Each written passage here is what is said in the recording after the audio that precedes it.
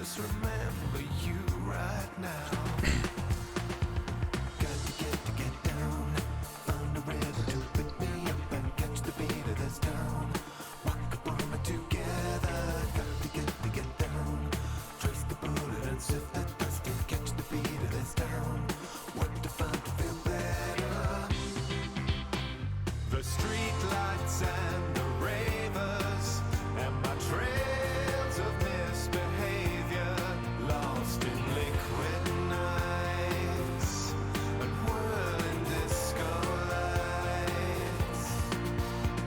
The burden of tomorrow, all the shame, regret and sorrow, lost in liquid nights and whirling disco lights.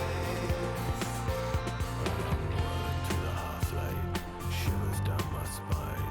Don't know what I'm becoming, but I know I'm making mine. I can't recall a thing, so why do I feel so sad? I can't recall a thing, so why do I feel so sad?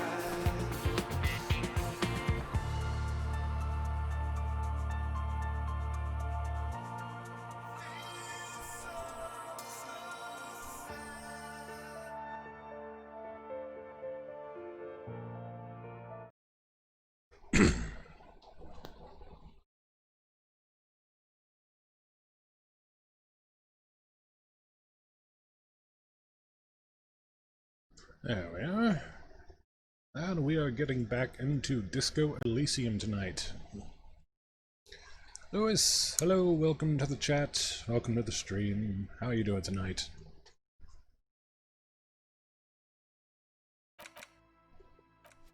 Going to have to cover some stuff we've already been over last stream because I did not save a lot. And now we're about 2 hours back. At least in game time. I'm not sure how much time that actually means out of game.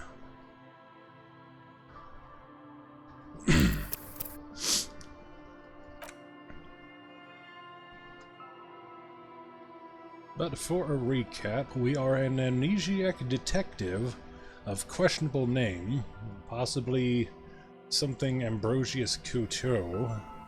And there's a lot of French words I mispronounce in this game. Actually, let me adjust some of the sound in here.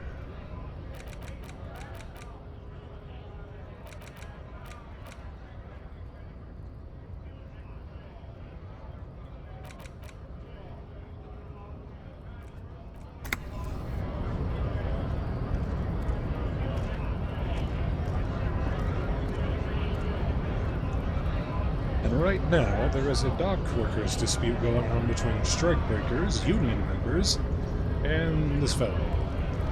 I forget if we talked to him. Right to work! Right to work! Shame on you! Okay, yeah, we already talked to him. We suspect he's not from around here, but we don't exactly know who he is because, frankly, we're not that charismatic. So we are joined by Detective or Police Lieutenant Kim Kitsurugi from the 52nd Precinct in the city of here. I forget exactly. I think it's like Rickaval or Risholva or something. Sounds like a kind of alcohol, but it isn't. And we need to do this again.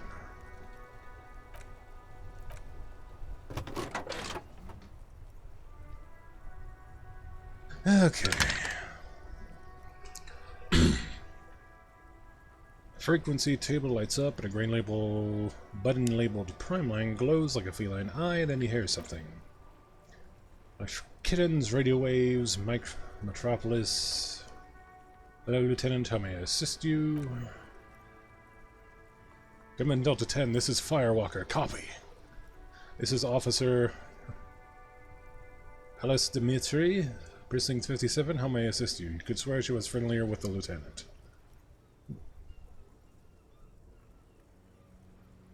Stalk to the precinct. Just a second. Puts you on hold. Crackling static. I'm kind of glossing this over just because we spent such a long time last stream reading it. But let's go ahead and continue. 10-12, 10-5, this is 41st, come in, over. A scrawny old man stood in a dusky cubicle, smoking with a large white rectangle sewn in his vest. In front of him, a box-shaped apparatus with radio wires and antennas, a radio switchboard. Hi, this is me here. I work at your station. 10-4, what's your status? Over. My status? It's not good. 10-18, 10-20, over. Could you repeat that? 10-18, 10-20, over. Please just talk to me, human. These numbers mean nothing. Say your message, sir. Over. I need to report my badge is missing. Again. My badge, I can't find it anywhere. Basically, it's gone. 10-4, message received. This is a very serious situation. I need to... 10-22, the captain. Over. That sounds bad. Very bad. Is it him? A dry voice asked in the background. What does he want? Says he lost his badge and needs to report it. He what? He lost his badge? Hey, who is this? This is Communication Officer Jules Pidieu. Over. No, the other one. You mean your partner? Over. What is he saying? He's asking who you are. I'm his goddamn partner. It's your partner, Satellite Officer Vic Mayer, sir. Over. Did he lose his memory along with his fucking badge? The man in the background sounds like he's losing his patience. Who lost his badge? That fucking Mullen, who... Dick fucking Mullen, who do you think? It's Officer Dick. He tries to speak through laughter. Mullen, from the bestseller Dick Mullen and the Lost Identity. Dick Mullen is not your name, in fact. It's the name of a fictional detective who would not lose his badge. Defend yourself immediately. They're laughing at you. I really don't want to go through all that again. Can't we just move on? I want to get a report and be done with. I hear you, officer. I'm just going to make note here that in pursuit of your misplaced badge. Over. Fuck me, Matt. Come here. You gotta listen. This Dick Mullen lost his badge. What's going on? Super Cop here lost his badge. He lost his what now? He lost his badge. He lost his goddamn fucking badge. Enough of this now. I have other things to discuss. Come again. I didn't get that over. The animated conversation in the back is making it difficult for him to hear you. New heights even for Captain Sober. Ask him if he lost his gun too. The room roars with the laughter. Sergeant Torson wants to know if he lost your gun too. Over. I don't have my gun. No, it's gone. It's not fucking on you. Don't sweat it. Not sure what that is. You don't need a gun to have fun. We can still have fun. It's not all over. 10-19, come in, officer. Did you quite get my question? We were wondering about your gun. Over.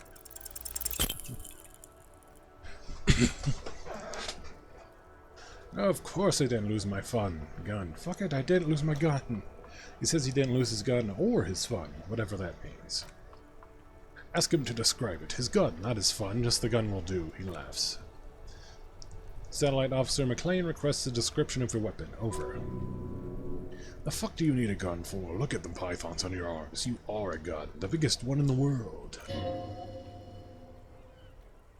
Oh, request a description. Well, we'll give him one. Describe the plasma gun. For starters, it's massive. Got flared cooling vents along in front and hydrogen flasks sticking out too. Whisper to the Lieutenant. Kim, what are you packing? It's a gun. What can I say? A regular goddamn murder weapon. You know what they are. Bang bang. Trick question. I'm a martial artist. My entire body is one big gun. Look, I don't have it, alright? I don't have my gun. Let's ask the Lieutenant. It's a single-shot Kiel's A9. No, Armistice, to be precise. Speaking to radio. It's a single-shot Armistice Kiel's A9. Over. Says it's a Kiel's 9mm Armistice. Armistice? What is he? Clearly he doesn't have his Villiers anymore. Dear God, he lost his gun. Oh my, I can't. The man succumbs to laughter again. This isn't really a laughing matter. I can face the giant of Coco Nur by himself, but Disco here made him piss his pants. Oh, I can't. Fuck, he lost his. Ask him if he still has his wiener. I'm not going to. Ask him! Sergeant Torson here is wondering if you are still in possession of your genitalia. Over. That was a good time to say fucking ass and so on. That'll make this alright. Yes, I lost my wiener too. Just lay off, okay? I left it at his mama's after I fucked her ass all night. Tell him that. I don't need to listen to this firewalker out. Turn off the radio. Well, that's a negative. I'm not going to say that. Over. What's he saying? Sure, with the class. He said he sodomized your mother. The brigade mama's vanilla waffle at the captain birthday party. He's got some nerve. Sure, vanilla waffles were the... Oh my god. Shut up, Chester. This isn't funny. This is my mom we're talking about. Tell him to apologize right now. Sergeant Torson requests that you apologize for the claims that you made about his mother. Over. If you don't like the fallout, maybe don't fuck with the firewalker. Max says maybe you shouldn't have antagonized the firewalker in the first place. Who? The disbelief in Fickmare's voice is overwhelming. Satellite Officer Firewalker. I'm afraid he might be referring to himself as Firewalker, sir. Wait, Firewater, sorry. What? What? No, Firewater? He lost it. Fucking tell him to find his goddamn magic gun. That's the only thing that matters. Satellite Officer. I heard him and I'm on it. Oh god, the man is fighting back tears. Officer, do you have any further assistance? I'm in dire need of financial assistance. This might sound, but there's personal details I'd like to discuss. Okay, 10-4, sir, I hear you. Relay your question. Over. Wait before you say anything stupid. Think it through. What's there to think about? You're going to be looking at a straitjacket if you tell everyone you lost your memory. Be smart about this. Ask if they're alone.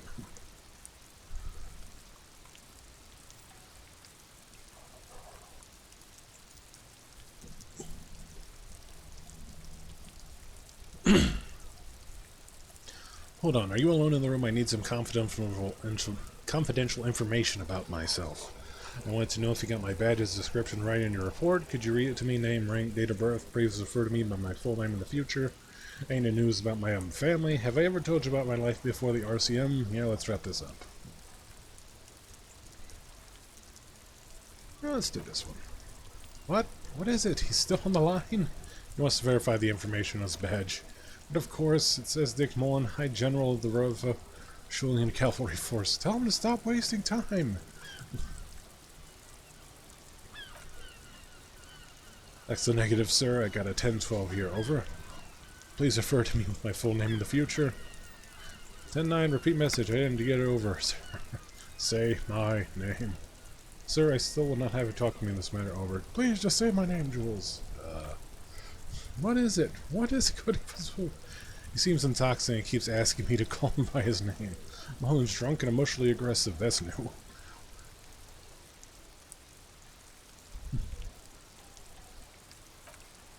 Well, does he actually want something, or is he hell-bent on disrupting our work? Ask if he ever told me about his days before the RCM. For God's sake, cut this shit out. Tell him to stop wasting time and be a goddamn policeman for a change. Sir, Satellite Vicmere says, I heard him.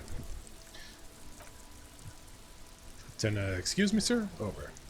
You probably don't want to continue on this road. I just thought you might have heard of them, that's all. No, sir, I haven't. You're not really keen on mentioning your home life, so I've always assumed things weren't good on that front. Over. Yeah, let's wrap this up. That's all for now.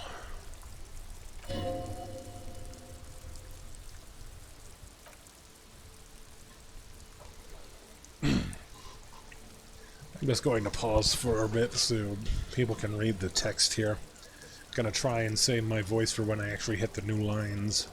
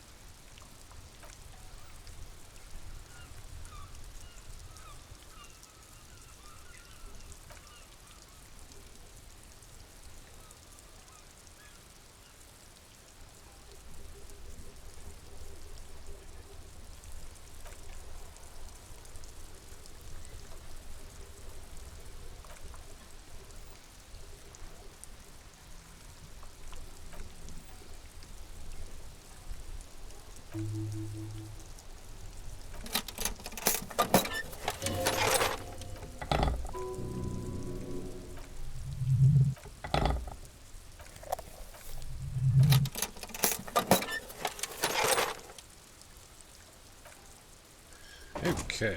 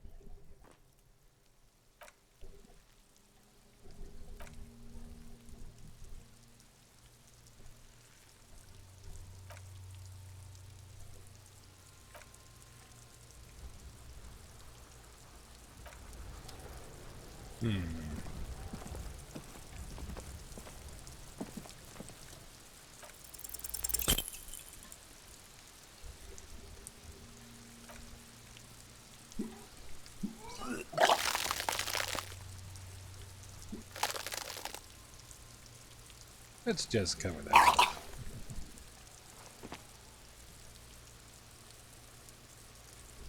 Ugh.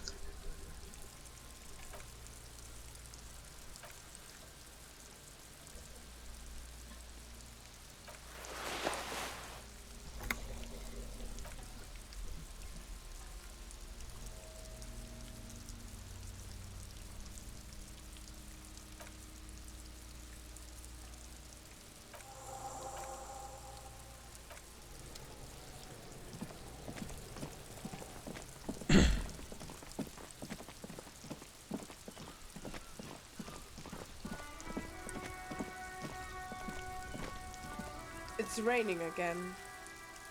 It was clear just an hour ago.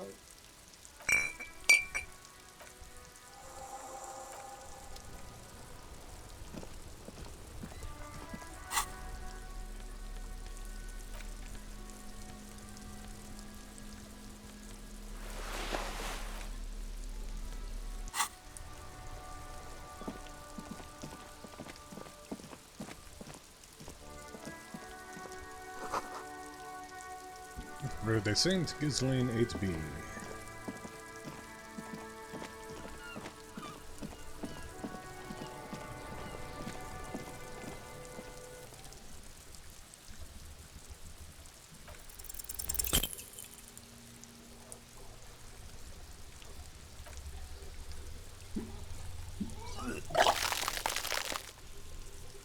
You.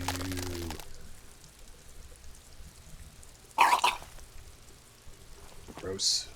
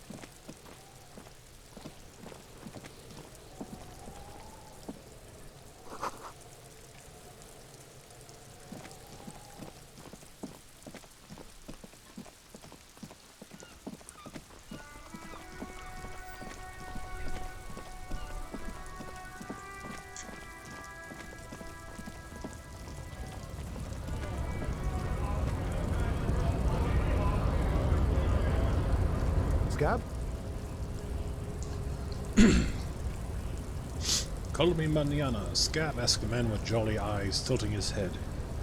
What exactly is a scab? Yeah, I'm a scab, poor and downtrodden, wave your fist. Right to work. I'm not a scab, I'm a cop. Proceed, walk away. What is a A kind scab? of a worm, content with mere survival. They come, they want to do our job for shittier pay, screwing over both themselves and us. Everybody loses. Hold on, where did they all come from? Beats me. Somewhere in the ground, I think. You don't seem to like them very much. Gotta be bloody stupid or freaking evil to Scab. Or I guess, scared maybe. But scared of what? Of who? He looks at the mess, squinting his eyes as if trying to ascertain what they're scared of. Personally, I'd rather beg than Scab. If the gentleman shouting on the street came begging, maybe they'd have gotten some. Have you tried talking to We've them? explained the matters, but they don't listen. This lot would be reasonable and go home if the big guy wasn't riling them up all the time. I'm not a Scab, I'm a cop. I was just messing with you. No one's ever seen a cop Scab. His smile deepens his wrinkles even more. Imagine, you cops going on a strike, but then another cop comes in and says, let us cop for less money. He chuckles and realizes. Speaking of, what brings the RCM here, to the Wild North? Come to see the strife? I've come to Martinez investigating a murder. Murder, huh? That sounds like a lot of hard work. You'll never see me investigating a murder. It's actually very fun and easy. You're right, it's almost impossible, and I'm 100% sure I'll never get it solved. Whisper, I have no idea what I'm doing. Maybe you want to help me solve it by telling me who did it?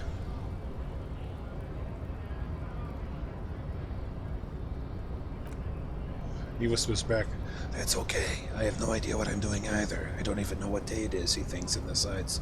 Don't tell me it's a better day that way. I need to know what's behind these gates. I'm exploring.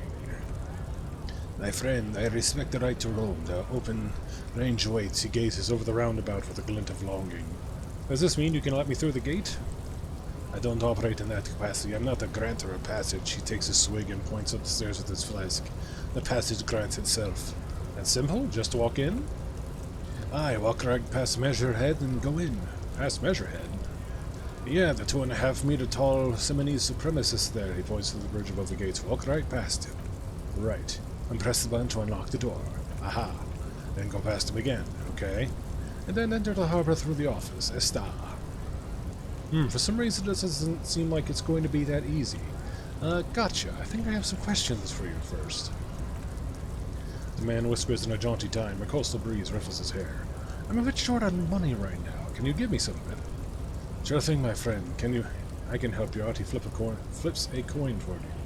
Try to catch it. The coin nearly slips by your outstretched hand, fingers, and falls to the ground. Oh, I'm sorry. Didn't mean to throw it like that. It's a thing we harbor folk do, passing around cargo and such. Was not meant as a provocation of ridicule.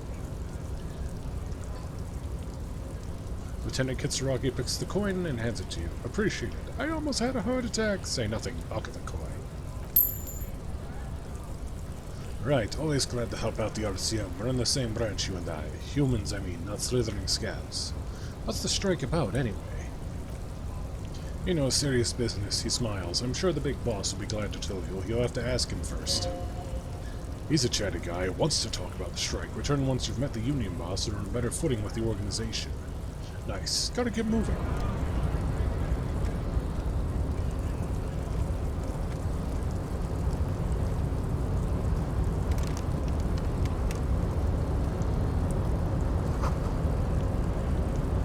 Case of strike, press button behind guard.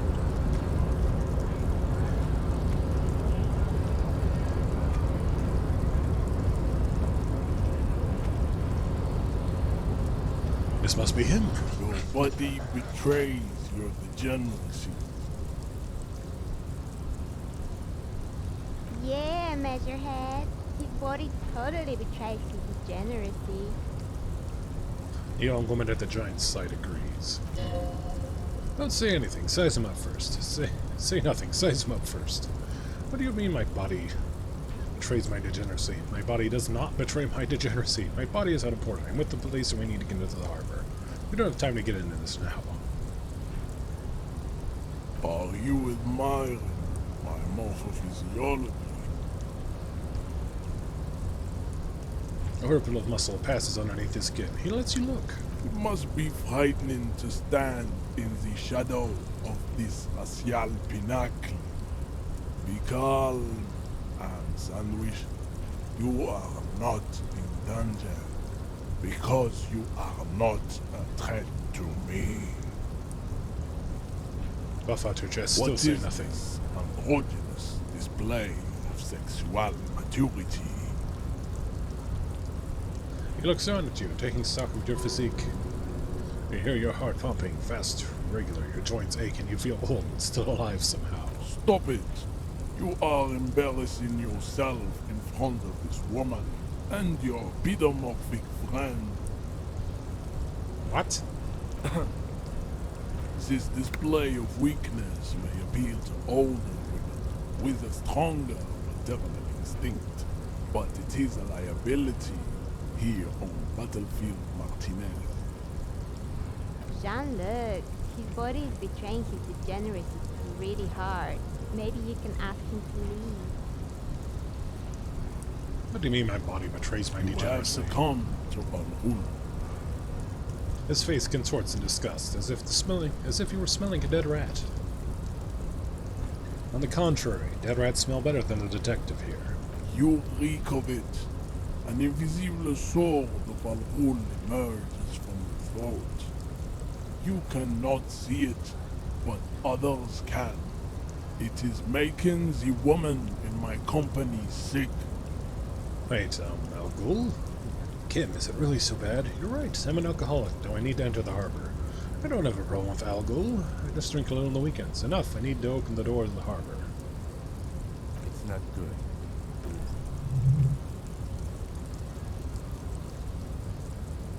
Yes, Al-Ghul. What is Al Ghul? Al-Ghul is an ancient Ilmaran poison, a parasitic fungus that has colonized your race. It is a trick the desert pygmies played on you for humiliating them and stripping them of their land. You mean alcohol? This explains everything. This has nothing to do with why I'm here. Correct. My small skull self.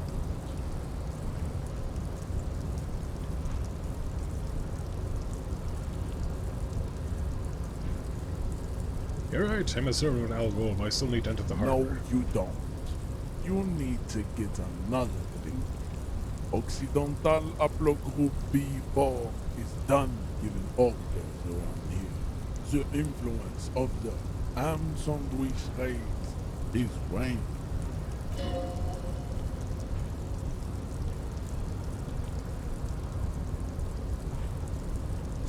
Show him the ham. Still got it.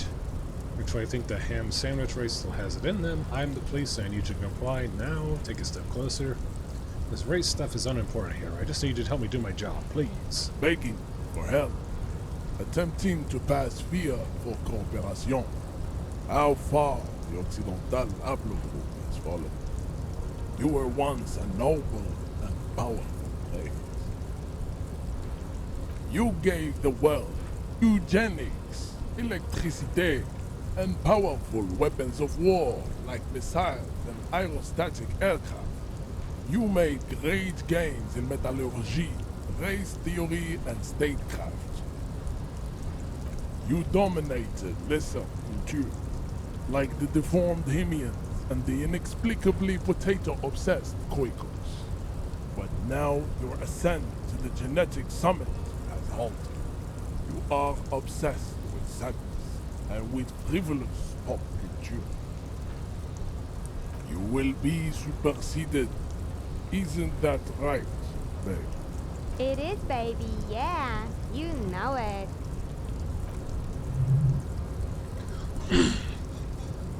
There is a button right behind him, just out of reach. It must be the one that opens the door to the harbor.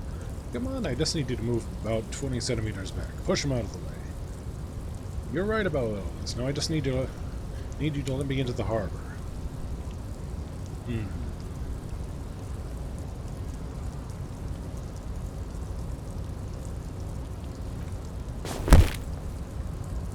That is right.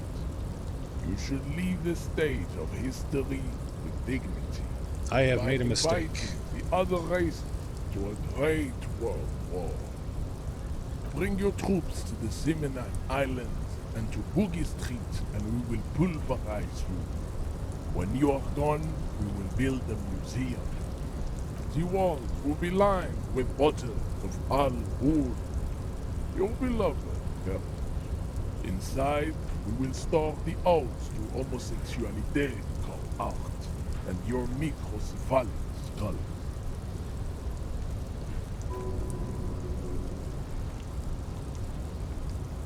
This is your chance. He's talking. Rip into him with a punch and catch him off guard.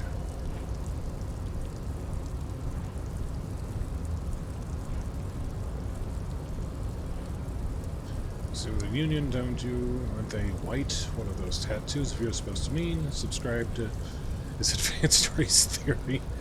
Physical instrument formidable, knock him out.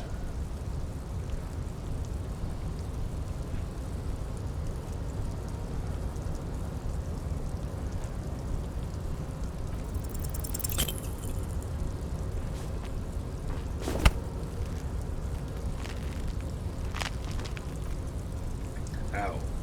How did this happen? Your little fist and this giant hand is squeezing. It hurts.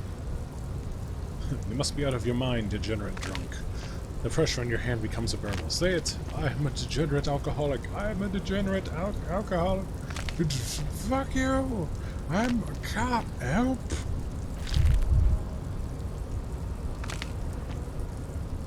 Your fist cracks in his hand like a ripe apple. Paint shoots into your brain as he's twisting it more and more.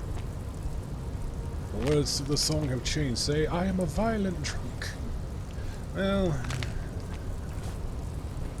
Good, he releases your hand. Now leave before you humiliate your organization any further. Racists are generally not very good examples of their race. He gestures toward the lorrymen down on the street.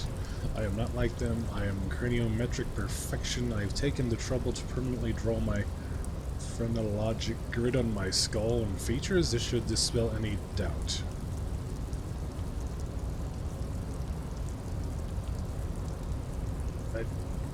I don't know what any of this means.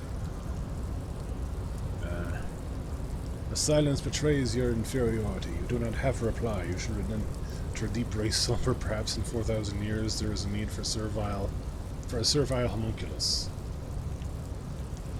You serve the Union, don't you? Aren't they white? Don't be vulgar. White or not has got little to do with this. The race enigma runs much deeper than that. He turns his eyes toward the harbor, seemingly bored with you. There must be some friction there, however. He's keeping it well hidden, however. Yeah, but you still serve them? How does that factor into your life? You keep telling yourself that? I'm sorry, of course. You understand now deeper.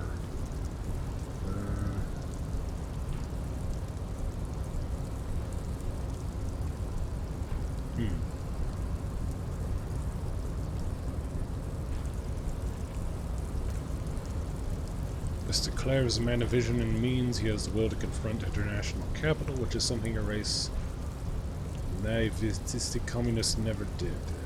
I'm no communist. Communism is pretty cool. Individualism is my jam. My jam is a mysterious fourth thing. Enough of this. Jam, individualism. Have you gotten these ideas from degenerate youth culture, have you? You've picked them up from rock and roll songs? I've gotten it from disco, actually. It's true, I'm a rock and roll star and a rebel. Youth culture does not affect my thinking. Offshoots of the some of these people invented disco while having sex under the influence of cocaine. It is a shame upon my race, but what's done is done. What? I'm not surprised you enjoy it so much. This has happened to many of the side products of the inevitable cultural victory of the Simonese race.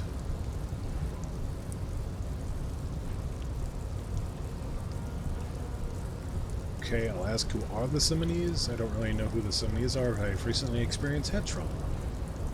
Now that is true. I can see that. The Simonese are the South Island race, Hoglo Group A4A, the rightful masters of the Insulindian archipelago. We descended from the Arabian. We arrived here 4,000 years ago. We are the future, that is all you need to know.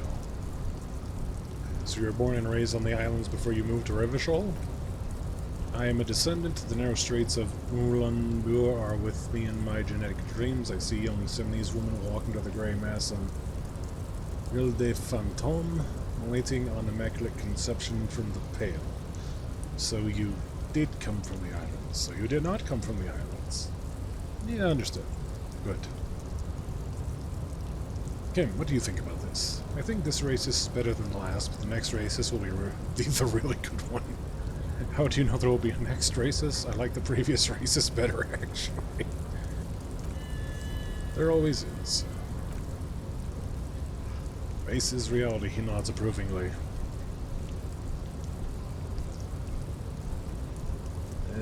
What? Go ahead, don't be shy, just ask for race secrets. I want to learn this race theory of yours so we could become friends. Trying to smile pathetically. I need some of that race stuff in my brain talking to me. No, I'll better not say anything on this topic.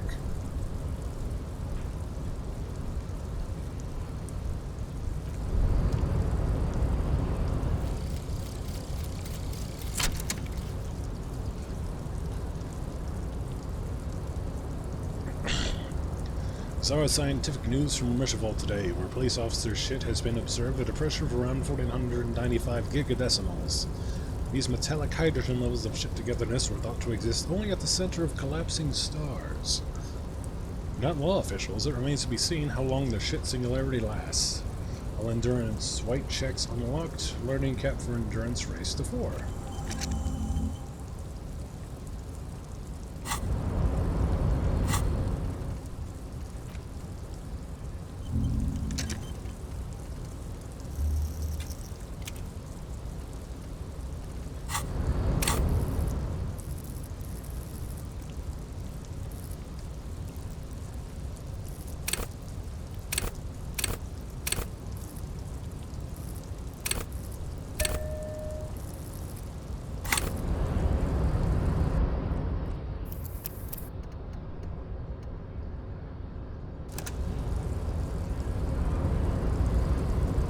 Race descent has only worsened since I last saw you. You have really let yourself go.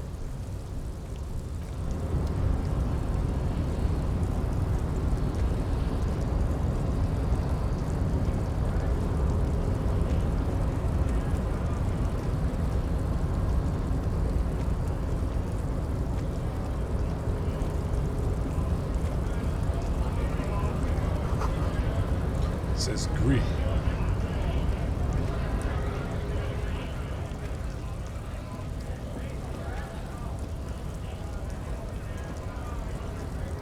I'd appreciate it if you didn't force us into situations where I may have to shoot random civilians, because that won't get us anywhere. I'm not even sure the one bullet my chamber holds would even prick that Hulk. But he's the one trying to provoke me. Okay, I was trying to assert my dominance over him. But I was fighting bad, unsavory ideologies. I'm a hero. Can't promise that. I might attack him again, leave. Alright, fine, I won't do it again. Alright, fine, I won't do it again. He nods. Let's think of something else. No, you should do it again. It's the last thing he'll be expecting. Shut up, me. Or not me. Detective me? I don't know. Personification of main protagonist that is in this game.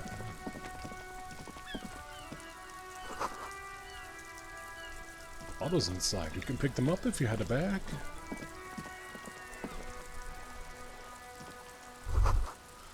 This rose pistol and half-naked dame on its cover. Antarctica without actual erotica. Very muscular man surrounded by flames. This book is about pate. This book you don't really understand about, but nor does it seem important. It takes willpower to even read the author's name, Jean Croix from Iguania. A book about... I don't know what that says. Book about the future. The government reads your mind using radio technology. Hello, sir. Step right in. The door is open. A young girl with chubby red cheeks waves at you, smiling. Her nose is also red from the cold.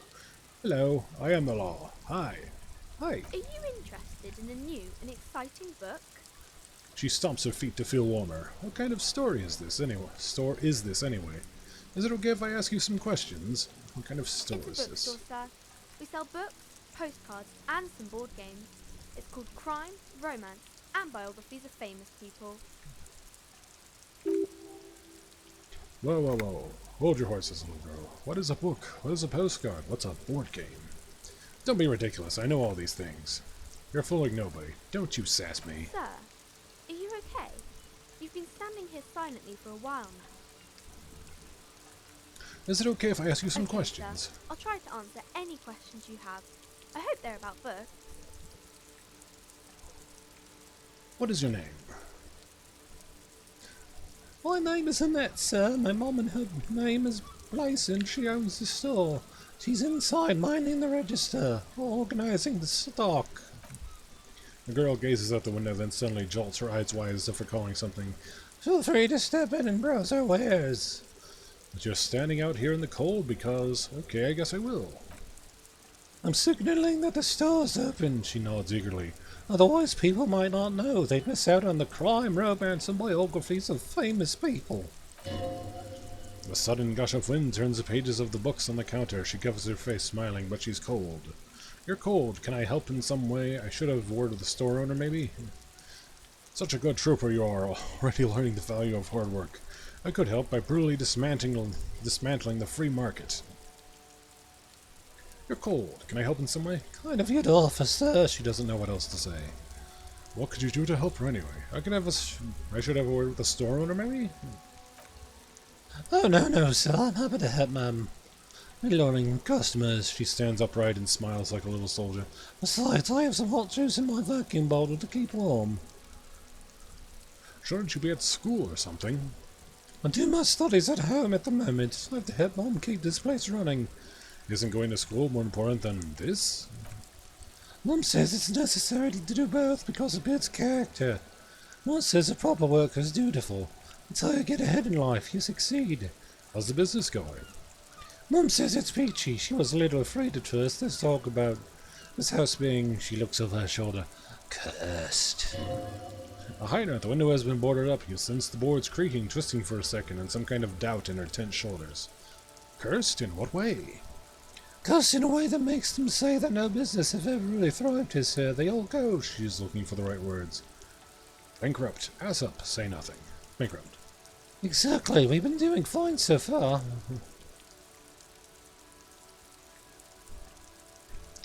I don't think curses are real. This sounds serious. I should probably look into this. We can go into the bookstore and ask about the case, but I don't see much more to look into here. The lieutenant makes a note of his notebook. Yes, she chirps. Please do also look about our wares inside, the postcards and board games. What do you know about the other failed businesses? Nothing really, sir. Mom doesn't allow me to sneak around in the back rooms or cellars. She looks a bit disappointed. I don't really know what's down there. What? How does this curse manifest itself?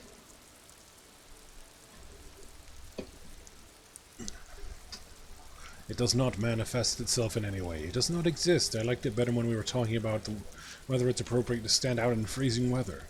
But Kim, the plasmic manifestations. No such thing. The lieutenant stands at your side, stern and serious. Oh, the girl looks back and forth between you two. Anything else you want to talk about, sir? Stroke your chin. Enough about this curse, for now. What is this crime business? Crime fiction is about murders, or burglaries, or things like that. And the work of a policeman or private detective who's trying to solve a crime and catch the criminals. Wait, crime? Not crime fiction. I need to know what crime is.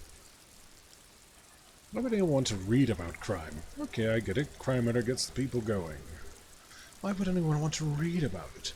It's exciting to people, I guess. They get to imagine dangerous things.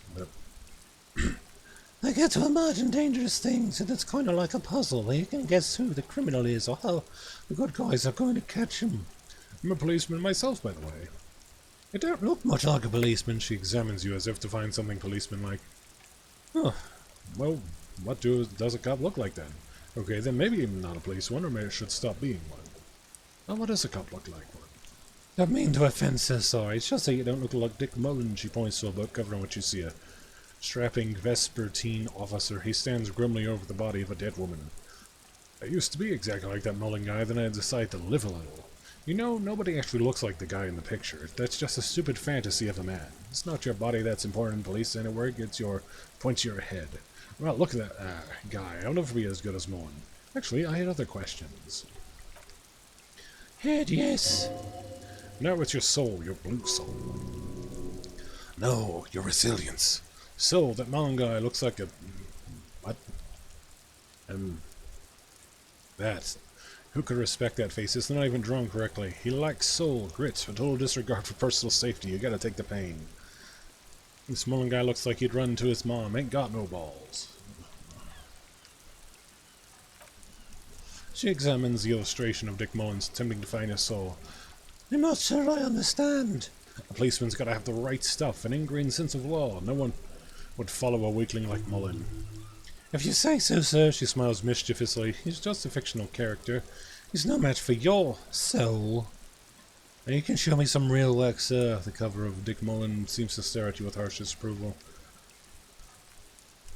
Like in the books. Okay, I'm going to deduce something now. Hey.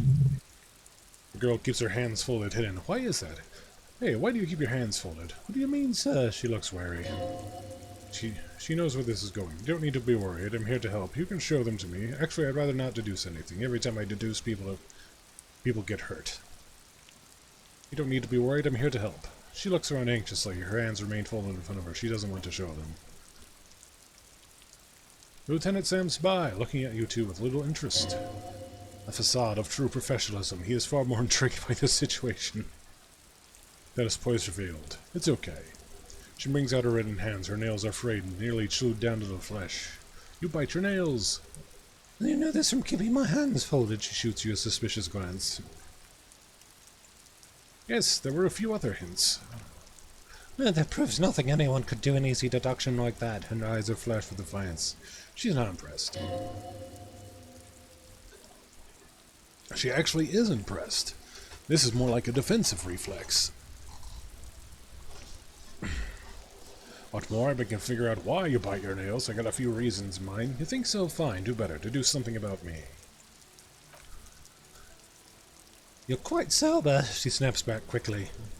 The lieutenant does not flinch at the comment. He does not flinch even a single bit. He intensely is not flinching. It takes effort.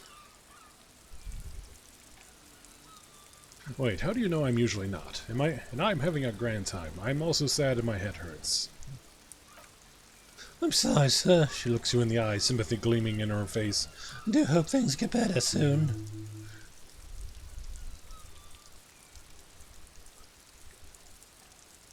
She stands swinging at her feet, assaulted by the early spring breeze. She smiles at you. The whole situation seems suddenly familiar somehow. What are you missing here? Why does this feel familiar? Because you know each other. She's been talking to you so openly because you've talked before. Hang on, so you know me. We've met before. Yes, I sign this spot all the time. She sways back and forth on her feet. You've been running around all week without your shirt on, sir, telling people about being a star or something. I don't really understand who those stars are. Golf Girl Gamer, welcome. Welcome and thank you for the follow. I have actually just started this game, but so far I'm actually really liking it. It's got some interesting dialogue, I'll say, but it's pretty good, actually. It's very narrative-driven. You're going to be doing a lot of reading, but the writing is pretty good.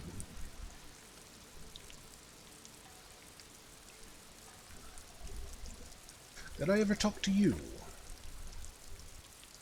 Of course, you stopped by a few times. She looks at you intently. You certainly look better than last time I saw you. I doubt that. What do you mean by better? I look like shit. Thanks, I'm trying. Yeah, but you don't have party eyes anymore. The lieutenant slowly, ever so slowly, realizes something. Party eyes, yes, of course, that makes sense.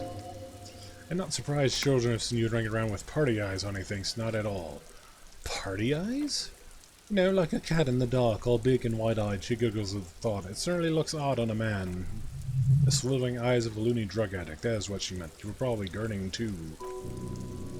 Fuck yeah, you should get some party eyes right now. Snap those sequins on you, boy. Does that mean I've been partaking in narcotics? This girl doesn't know what she's talking about. Forget about this. Oh, baby, that's not what you have to worry about. Worry about the important thing. So why didn't you tell me you knew me to begin with? I didn't know I had to do that. She looks puzzled. I really don't like this detective deduction game anymore. Thanks, I've learned something about myself today. I'm glad I could help you, sir. She smiles a wide, helpful smile. What is romance? It's a type of book where there's a rich lady and she has to choose between the good man and the bad man. She smiles at the thought, perhaps imagining herself in that situation. Or there could be a... Well, there could be a story about a poor lady getting a rich man. It's about man and lady business, sir. What about a poor man getting a rich lady? What about when both of the men are bad? What about when everyone is poor? What about the book where the man and lady business doesn't work out at all? It happens, but usually the guy gets rich in the process, or should actually be rich himself, but has lost his family property unjustly, like during the revolution or something. I see. Those are unhappy books for most of the pages. People sad about what they've lost. Then turns out just fine in the end. I'm not sure how much longer I can keep doing that. What about both of the men are bad? These are not very common. You can't have a choice between bad and bad. Nobody wants to read a story like that. What if it's really well written? Well, maybe that's fine then. Maybe if the lady then decides not to pick either because she doesn't need a bad man. Yes, that would be interesting. But what about when everyone is poor? It's really not a proper romance story. It's more like everyday life. Sometimes you have to write about... Heh. Sometimes you have to write about real-life things. Yeah, people are boring. Poor people are boring. Not in romance books, sir. These are about nice and pretty people and everyone is happy in the end. What about a book where the man and lady business doesn't work out at all? I haven't read many of those. Maybe you should ask Mom. You think she has one about an excruciatingly painful breakup? I don't think it's a romance story if the main characters break up, though. She pauses, trying to figure out the appropriate response. No, think about it. One where they plunge into a torrid spiral of pain and reclamation, only it's really long and drawn out. Scarred for life. Phantom limb. No, I don't know. She looks at you with puzzlement. You can take this blossom like a pain flower. Yeah, and it drags on for years and years with no revolution in sight. The girl is at a loss for words, each of you filling with resentment and bitterness for having ruined each other's lives. She shifts and sways on her feet, looking confused and uncomfortable. Each of you tearing at each other's innards, leaving a gaping emptiness, a vacuum heart that hurts ceaselessly. I'm sorry, sir, I don't know how to help you. I don't need help. I need a real book that tells how it is, not this drivel. Why can't you help me? I'm beyond help, right? Sorry, sir, I'm still little. She stumbles on her words. I doubt I can't. It's time to leave me. You're about to make a child cry. Are you proud of yourself?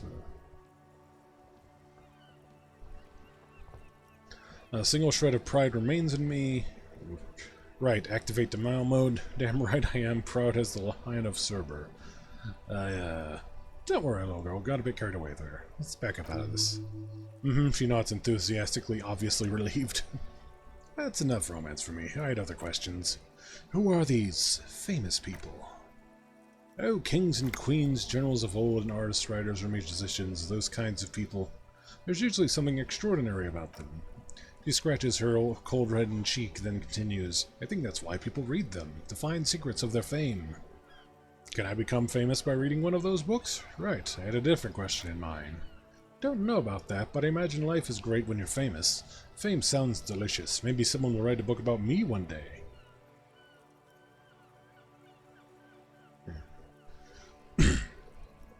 Fame is for vain people. I have better things to do. These famous people sound like a bunch of dorks. They do sound like a bunch of dorks. Next expression remains ever so helpful, but she doesn't say anything. Yeah, you heard me. Only losers waste their time with that garbage. Never mind. I literally had nothing else to say. Okay. Goodbye. See you around, Annette.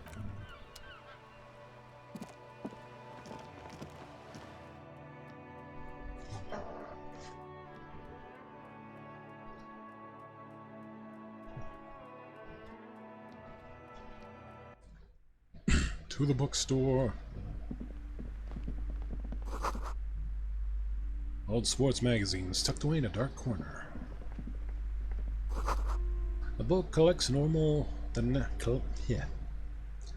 book collects the national recipes of Arda. I didn't catch the rest of that. Welcome to Crime, Romance, and Biographies of Famous People. My name is Plaisance. The clerk extends a greeting. And please take responsibility for the energy you bring into this space. An absolute black hole of misery. The gold pendant hangs around the woman's neck in the shape of what looks like a tiny fish head trapped in amber. Before we go, you seem to be well off enough. Can you give me some money? I feel there won't be an opportune moment to ask later. A curious pendant you're wearing. Narrow your eyes mysteriously. So are you the owner of this store? Oh yes. Helps to have an anchor in these times. She clutches the pendant and narrows her eyes as well. So, are you the owner of this store? The proudest owner of our little shop of culture. Her voice is high-pitched as if to give more penetration. She has fine-tuned her voice to find the most welcoming approach for attracting new customers. It doesn't work. What if I want to buy a book? The girl outside mentioned that this place is cursed. Your daughter is the one standing outside the store, right? Annette, yes, my daughter. I hope she wasn't slacking off again with her nose in science fiction. Tell me, was she at her post doing her job? Yes, of course. Wonderful. Did you talk to her? Yes. Great. On a scale of 1 to 10, how compelled were you to buy books after talking to her? 10, she's certainly very polite and helpful. 5, I felt some interest. 1, not impressed. I'm not going to grade a human being. I don't do that. Very polite and helpful. My precious! Her dedication brings joy to my heart. She immensely satisfied with the answer. If you have children, I hope they turn out as great as my Annette. The way you're handling her strikes me as wrong. Annette is quite the trooper. She's great value add. I'm here to dismantle the free market and abolish child labor. All this pressure has made her really anxious. You know she's been chewing her nails. God, ugh. I've told her not to do that. It's such a disgusting habit. Her voice is firm. She'll get over it. Anxiety is a part of life. Don't I know it? Part of hers, too, clearly. I don't think she can do anything about it. She can if she has enough willpower. That's what it called growing pains. Life isn't easy. Life doesn't give breaks. Come on, ma'am. It's obvious she can't do anything about it. You're placing unnecessary burden on a young child. What you're doing is wrong. Even I know that, and I usually don't know anything. That is true, and obviously the will of the market, but maybe an exception can be made for your daughter? Yeah, actually, it's super alright for kids to chew their hands off. Forget I said anything. I'll be right back real quick.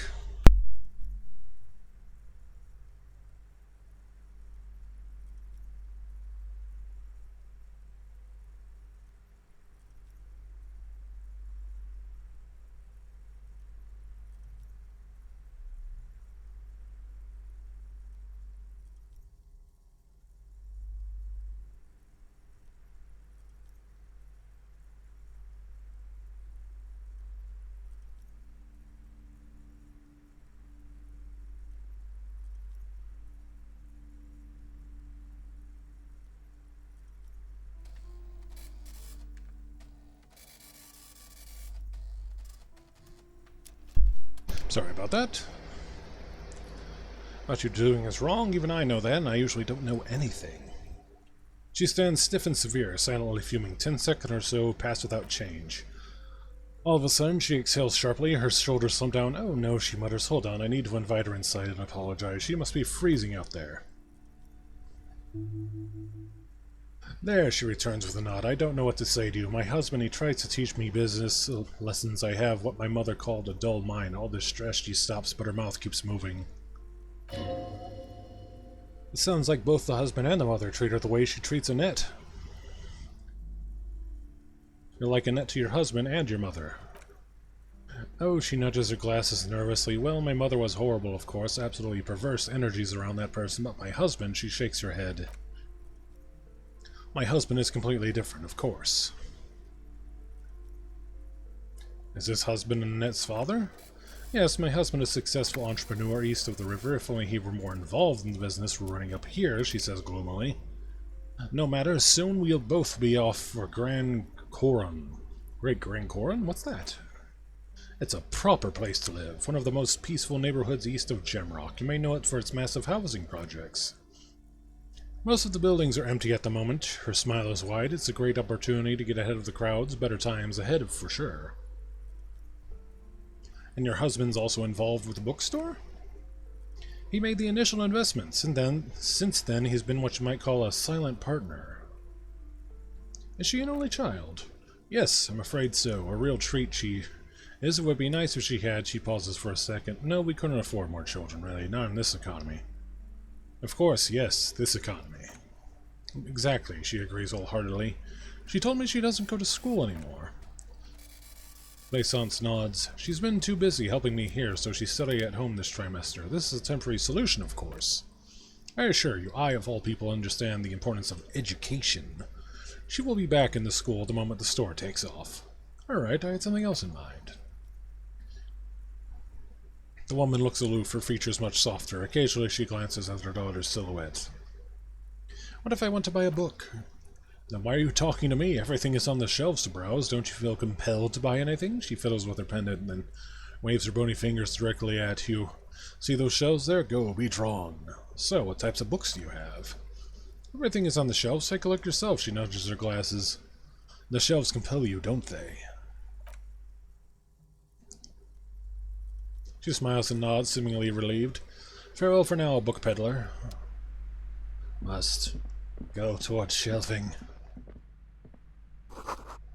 Quaint picture, book brochure, very colorful. It's a tome of fascist magic, rather candid.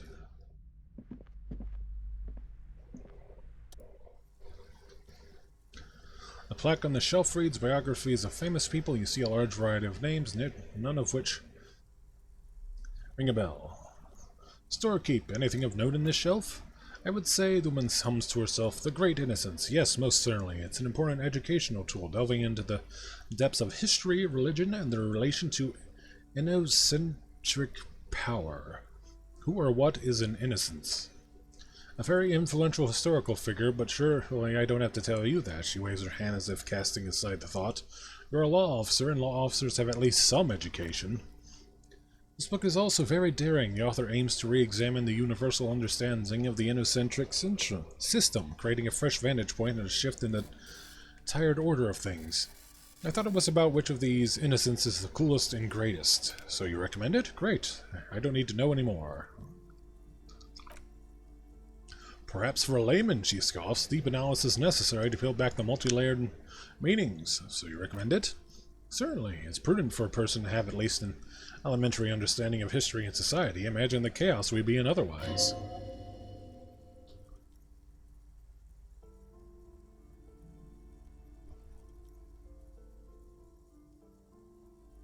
You feel like you should get this one. Definitely important somehow. There's something personal inside. I'll have to figure out the funding first.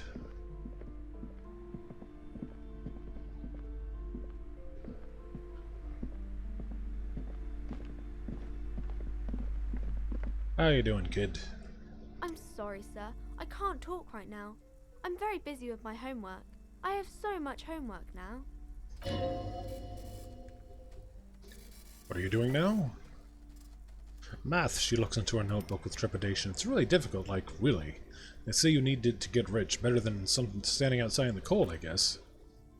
Suddenly she smiles and perks up, remembering something. Oh, I found something while you were away. What is it?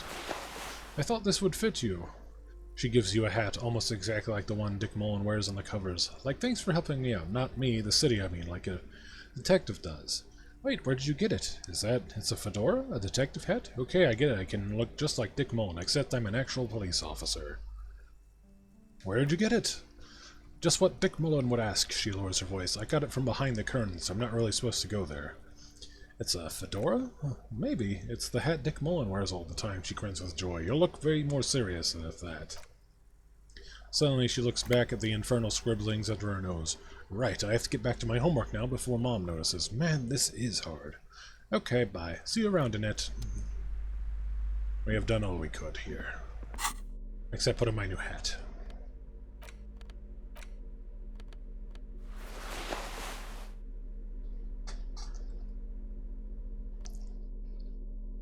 Yeehaw!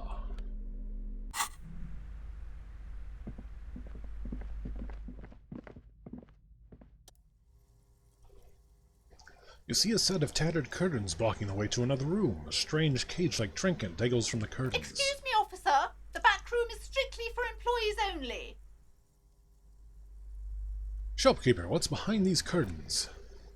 Nothing. Now please go back to browsing books. She fiddles with her pendant. Don't you feel compelled to look at the books? It's the books. The books are all you care about. Oddly enough, the more she tries to draw you away from the curtains, the more alluring they become. Examine the strange cage-like trinket. You see some kind of charm, an irregular polyhedron assembled from bones, sticks, and straw. Inside it, a disturbing fish head with empty eye sockets stares at you. Aside from poking at it suspiciously, there's nothing else to do with the fish head charm at this time. The curtains remain shut before you. Pull open the curtains. Just as you're about to pull the part the curtains, the petrified voice of the shop owner cries out once more. Sir, don't touch that. I told you it's off limits to customers. Her hand is closed around her pendant, her fingers nervously playing with the talisman.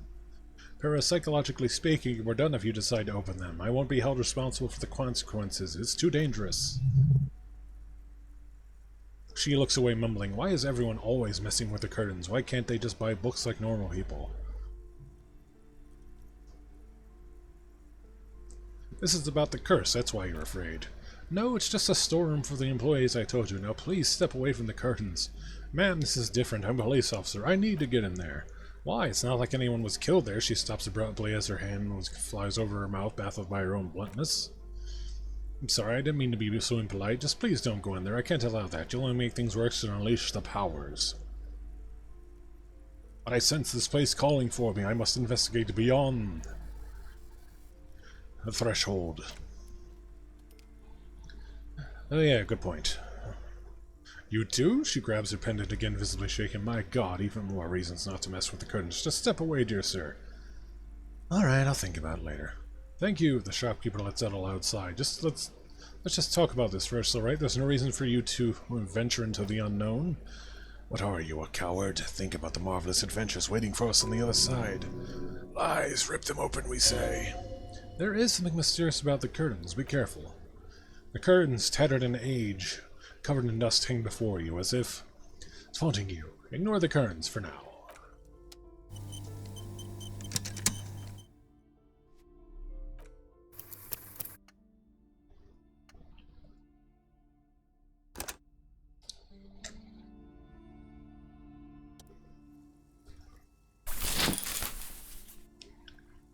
You see a dimly lit room full of dusty furniture and trash. A doorway stands in the back, covered in dozens of scary little cage-like trinkets, your shadow looming over it like an omen. I warned you, you are unleashing powers beyond your understanding.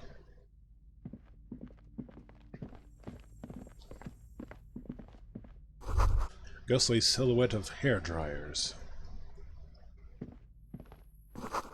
No second person would ever put their head in such a machine. A vaguely androgynous portrait of a man. Merely looking at an unmanly haircut threatens your masculinity. Coward. A heavy door with missing handle stands before you, covered in dozens, if not hundreds, of little oddly shaped trinkets and charms. It appears to be locked. What if you just break it down? Maybe I should break it down, but not before I strategize. Knock on the door. Pain threshold. Break it down. Break down the door.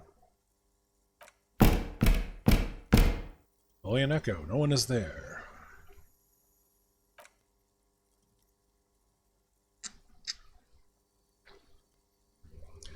Excuse me. That's right. Take in your surroundings. You need to have a solid ground and a proper posture if you want to succeed. First, check your posture.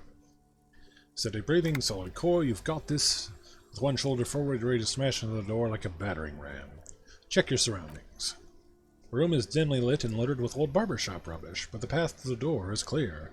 And what about the door? It's made of a solid block of wood, but it has stood there for ages, and hinges are old and coated with a carmine layer of dust. It should be doable.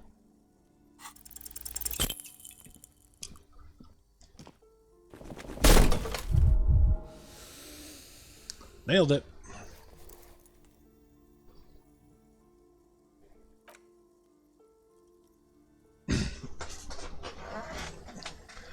shoot, whose moronic idea was to just run through the door? Don't you know things like that hurt? Oh god, try to breathe normally. This really wasn't the best idea, was it? I deserve this. My body deserves to suffer for being this weak and disappointing. Is that blood I'm saying? Rub your forehead. Please don't cry. Please don't cry. Slap your face. I don't want anyone to see me cry. This really wasn't the best idea, was it? Are you alright? The lieutenant steps closer. His eyes are soft and worried. This looked pretty intense and painful, I must admit. What is going on there? An upset voice calls from the bookstore. Are you willing to try and break down the back door? If I warn you, don't tempt the spirits, officer. You can hear her take a frightened step backwards. Don't tempt the spirits or you'll damage the holy wards on the door.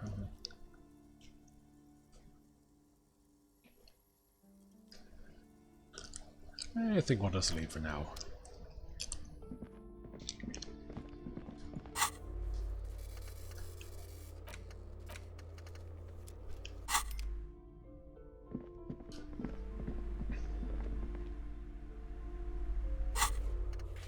I think we should try and track down the badge.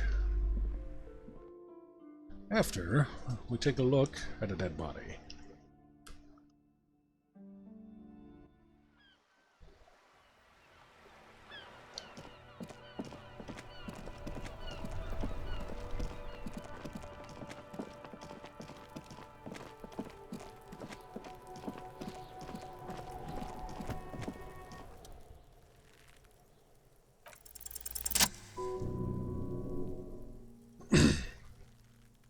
Smells terrible. Do they always do that?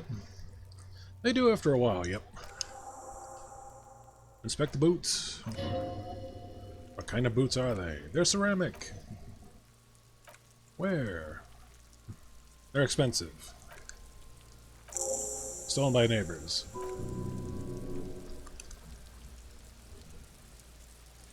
What is my mortal coil need protecting? And where are these clothes? Someone could have cleaned the yard, but there's a question for the red-haired thing. I hear you, word I'm not saying. Talking shit about the Kuno. Come here and say it to Kuno's face, the boy shrieks at the top of his lungs. Fuck you.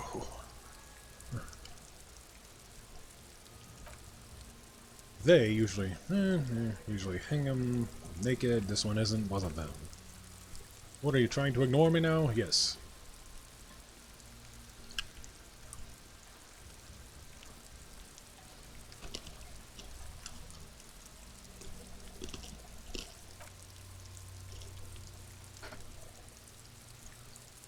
Security guard, just report. I did some reading, assembled some data, you should have done the same. Pretty advanced. Materials look out of place. We wanted body armor too, but the department's too cheap. Ka-ching, baby. This is what ka-ching means, yes, we're taking the boots.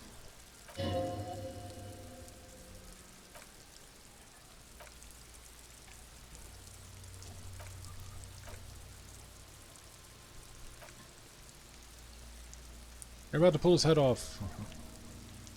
Don't call me that.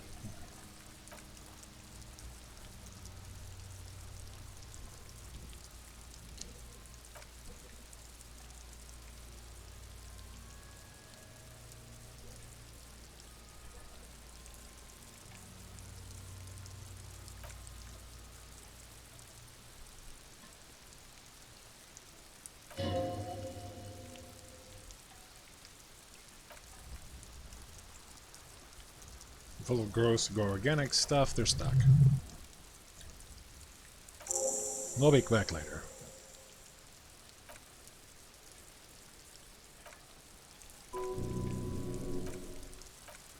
Sounds fragile, it ain't. The belt is from the harbor, it's filled with cable tie wire. So it's likely someone from the Union did this. Tattoos are of a constellation of a specific sort. We look him in the eye and he goes crazy. He's not actually talking, we're just insane. Squint and take a step back. Take a photo of them.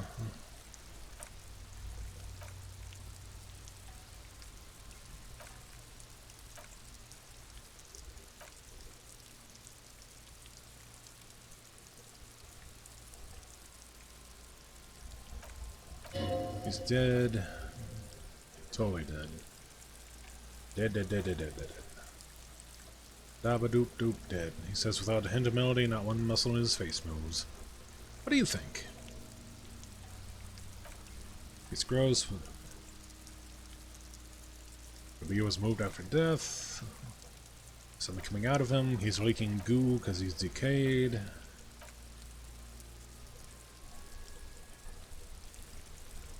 Being went to the toilet sometime before death. We should have fell on too long. Bruise, that's because we've been throwing rocks at him. I'm gonna be riddled with disco.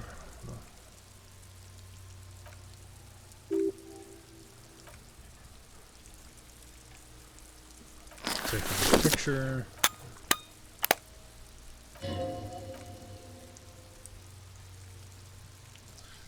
Sorry if I'm going a bit quickly through this. I covered all of this last stream, and I just really don't want to have to burn my voice out again trying to cover all of it. Because there is a lot here. My eyes! Picture taken of a cursed photo.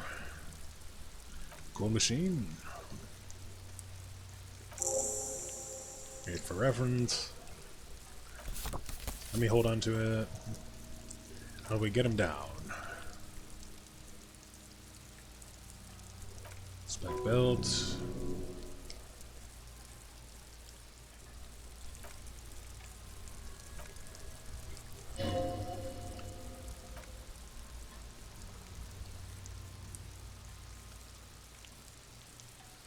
Make sure one didn't stay there. Still reinforced.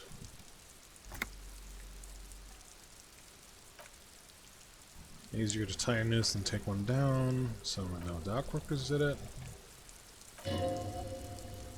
Looks like something else.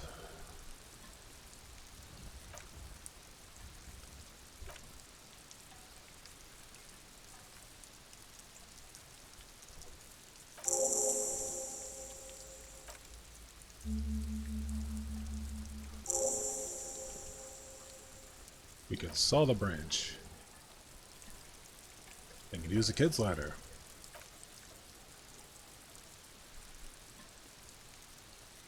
Why?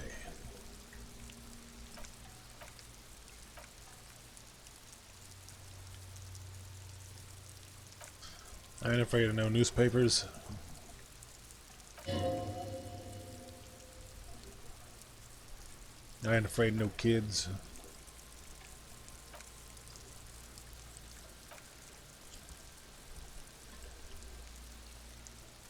Someone who's not me.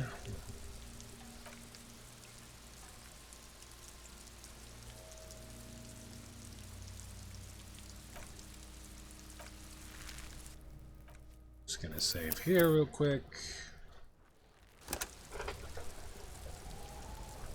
I don't actually know how to get HP back yet.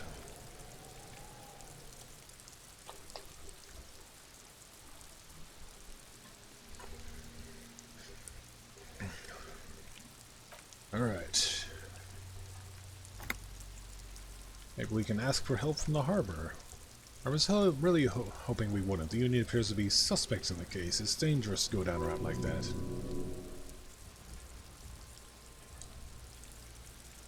But what else can we do? Yeah, wait. Let's reconsider it. Maybe we could shoot him down.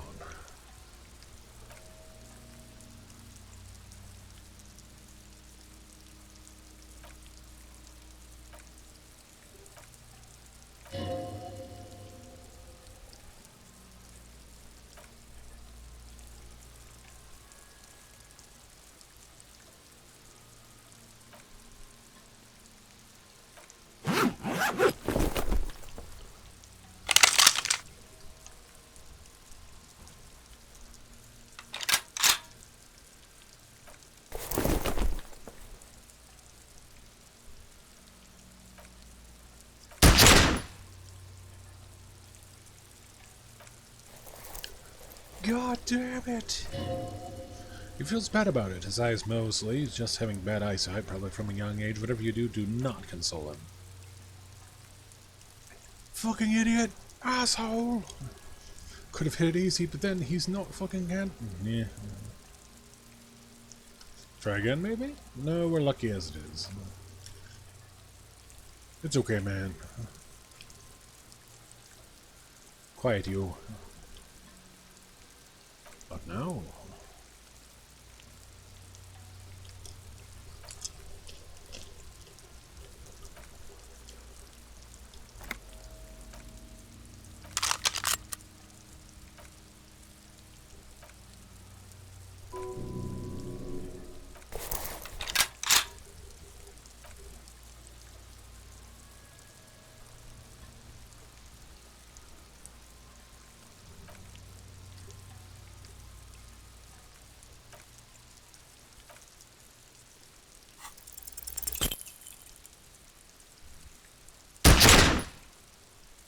Whoops.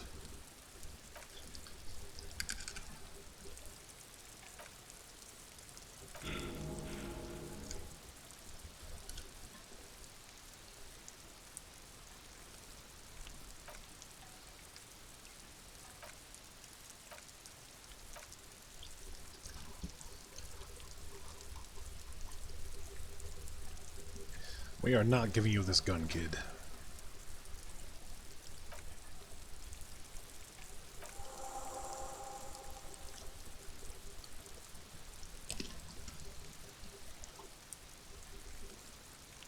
The bad way I didn't want us to, he sighs, by asking the harbor for help. They have the tools and the men. If they put him up there, they can take him down too. How do we get inside the harbor? From the gates, by negotiating or fighting. I'm unenthusiastic about fighting. He looks around, or we can try to find some secret third path. It's unlikely, though. So the gates, let's fight, I say.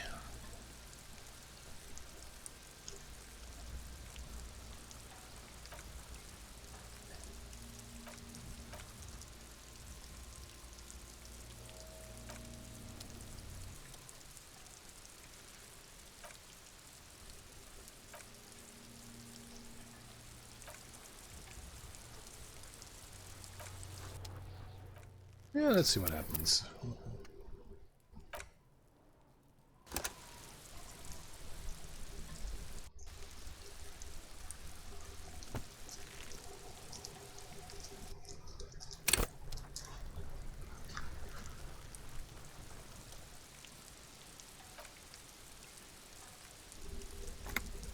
And we can shoot him down.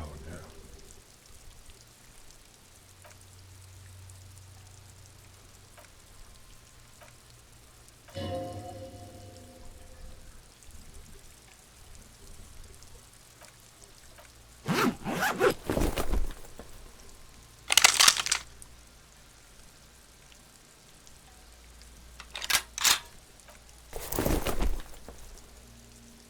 Shoot that motherfucker down.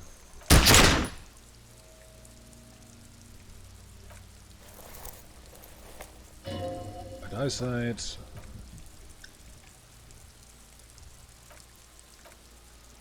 No. Can I have the gun? I should try. With weight. Out. Goes left eye first.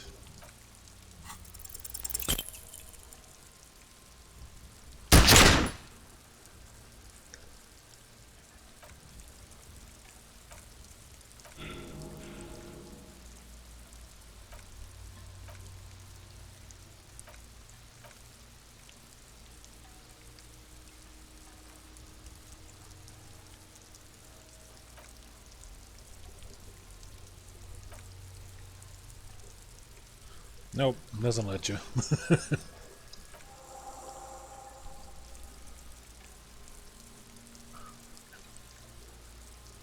Let's get to it then.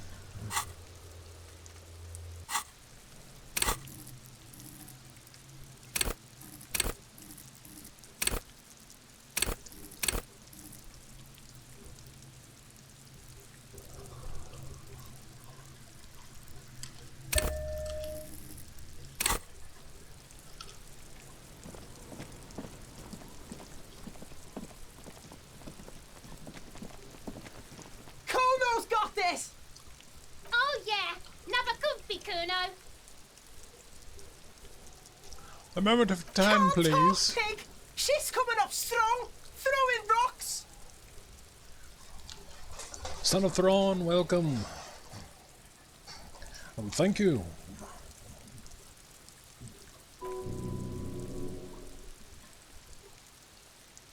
Never mind. Yeah, Kuno! Ride the lightning, Kuno! Kuno's riding it, see? He wipes sweat from his brow and sends another The rock rake, flying. Kuno! You should throw the rake at him, Kuno! The fuck does Kuno know what a rake is? Kuno's not a gardener. Okay, I have questions for you. Alright, entertain the Kuno. Show me what you got. What you got there? What you got, huh? Show me what you got. What's your question?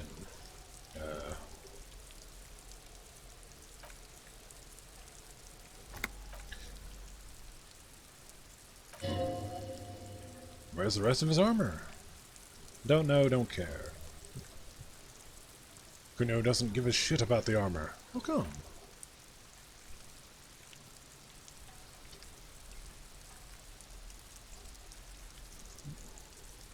That's a statement right there. He's a fucking mutant! A mutant? Look at him, he points to the body. Fucking growth hormone shit. He's a giant. The armor's too big for any man. He drills his temple with his fingers in some strange aggressive gesture. Kuno doesn't give a shit about that freak armor. Kuno threw that shit away. Oh, come on, he's just pretending that he doesn't care because he's too small for the armor. Or just too small for the armor.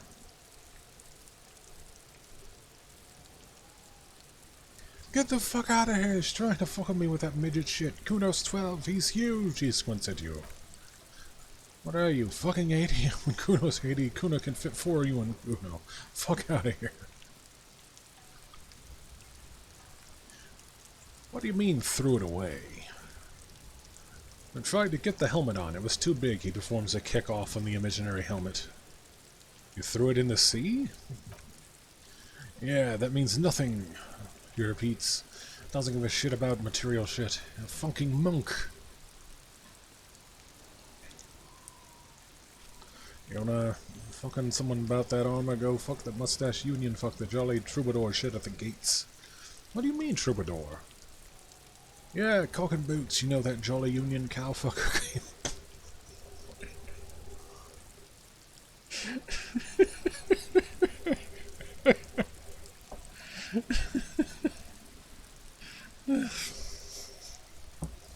This dialogue keeps catching me offline because I just do not talk like this kind of thing. Came around talking about cows or some shit. Came around pretending he cares about cows. So yeah, he's the one you want to talk to. He's fucking crazy about that armor shit. Coming here pretending like he likes cows, trying to catch a peep at Kuno's armor. Go to the gates. Ask him yourself. Yes, this troubadour has it. You can feel it. Do you know who he was? Kuno's fucking... He picks up a rock. Kuno uses the fucking target practice. End of conversation. You should be stoic. Do you know how it got up there? Probably climb. Kuno was busy down the road when that shit went down. You didn't see it happening? I heard Kuno. Kuno wasn't even in Martinez. Kuno wasn't in Revachol. He puffs himself up. Kuno wasn't regional. Okay, where did you go then? I don't know, some fucking... He looks around trying to come up with something. No, Mascot, I don't know, some other place. Night City! Kuno was in fucking Night City. Where is Night City? Kuno gives this info on a need-to-know basis, and you don't need to know. He draws snot up his nose. Kuno didn't smoke the gip, if that's what you meant. Have you seen anyone suspicious around? Just a couple of pigs sniffing around at the dirt? That seems pretty fucking suspicious to Kuno. I really hope that name isn't some kind of slur, and I just didn't know it. Yeah, you tell the... Kuno. There are contusions all over his body. Did you do that? Fuck you talk about, what is this contusion shit? He grabs his head like it's suddenly hurting. He's saying you're stupid, Kuno. They want to make you stupid again. A contusion is a bruise. I'm talking about the marks you left on the corpse. Oh, did Kuno make your shit-sniffing harder? Obstruction of shit-sniffing? He lets go of his head, suddenly feeling better. This is Kuno's kingdom. Kuno fucking rules here. You hear the lieutenant hum. He's thinking the kid has amassed quite the vocabulary of law enforcement terms, but he's not going to stick his nose into this. Me and my partner are wondering, where did you pick up so many police terms? Me and my partner are wondering, the demonic hiss behind the fence gets louder. Do you guys? Hmm? Kuno erupts into laughter, pointing his finger at you, then Kim, then back at you. And a fortunate choice of words, the lieutenant from Precinct 57 thinks. He looks at the hard walls looming overhead. He could use a cigarette right about now. More on this later. Let's talk about something else. You're testing Kuno's patience here? Get lost, you! You kids play here often? Right, this is where Kuno plays. There's a little wooden choo-choo. Fuck you want with it? That ladder yours? No, it's not fucking Kuno's. It's ancient. Look at it. An evil squeak comes from behind the fence. He thinks you're fucking full, Kuno. He thinks you can climb up the ladder with your magic treehouse.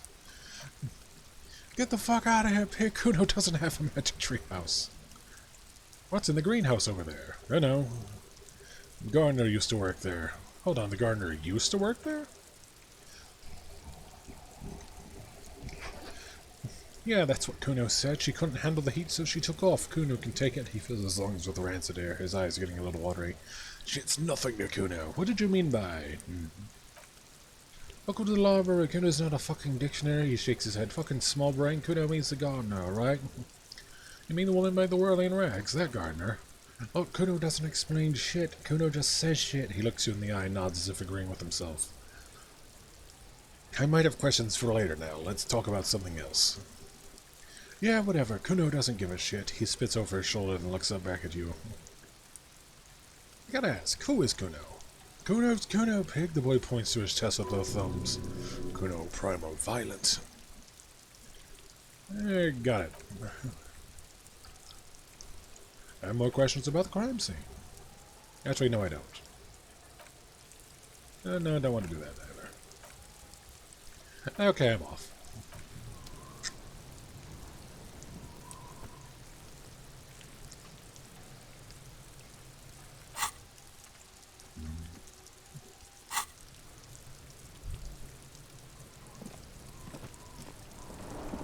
Let's try talking to this one. Kuno, the pig's getting pretty close to me. Come to snuff my shit out, I think. Take one Looks step like closer. It's time for me to go, Kuno. Pigs come to take me in. I just want to ask some questions, and I want them answered immediately. I keep doing that stupid joke. I'm going away for a long, long time, Kuno. Going away for life. What's going on there? Fuck are you trying to pull, pig? Listen, child, that corpse made me puke twice, and I was wondering why you don't. Stay away from me, pig. You don't want to see what happens when you corner me. I'll die before I squeal, pig. Child, converse with Murder me. was the case they gave me. I'm guessing that the developers of this game like rap. I'll die before I squeal, pig. Hey, kid. What is this kid shit? Fucking mind games. Get the fuck out of here, Faye! I'll die before I squeal, pig. What are those strange words you use, I come from girl? the woods, Kutavitu. You don't want to go there with me. You don't want to see what I've seen. Don't be traumatized! I'll die before I squeal, pig. You don't want to fuck with me. I got my hands bloody. I'm not here, pig. You're not seeing this. You can still see the side of her hat from behind the fence. Well, that was useful.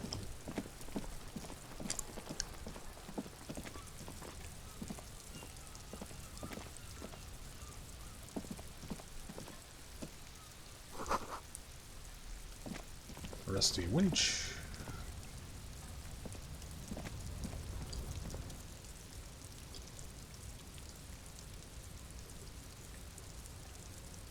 An inconspicuous pile of roofing material. It's her night. What is this? It's nothing. Someone just left some roofing material slanted against an old shack. Why am I looking at this pile of roofing material?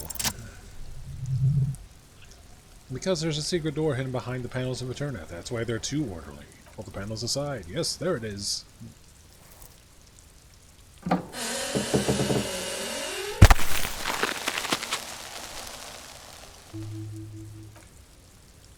There it is. You see a shabby little door. What is this then? A tool shed? He peeks inside. Let's investigate. Actually, let's see if we can go over. No, we cannot.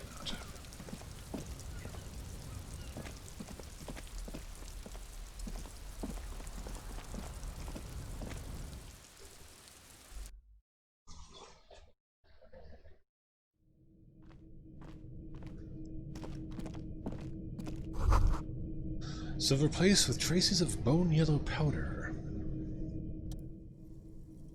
Be still, my bleeding heart. It's amphetamine, sweet amphetamine. The lieutenant isn't studying the powder in the mirror. He's studying you. Someone is taking narcotics here. Perhaps the police should interfere. I wasn't thinking about taking it. I swear I was just thinking about justice. I've heard amphetamines make you a really good detective. Are you a really good detective? Perhaps no? Not? He looks at you. This is below our pay grade, detective. However, he points to the ladder in the corner. See that ladder there? It's probably another way into the industrial harbor. No secret path the local kids use here.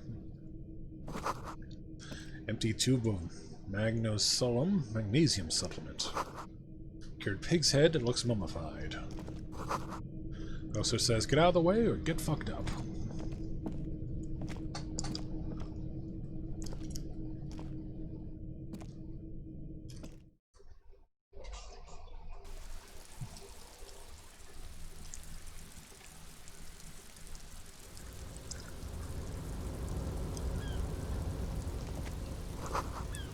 Barrels are half full of rainwater.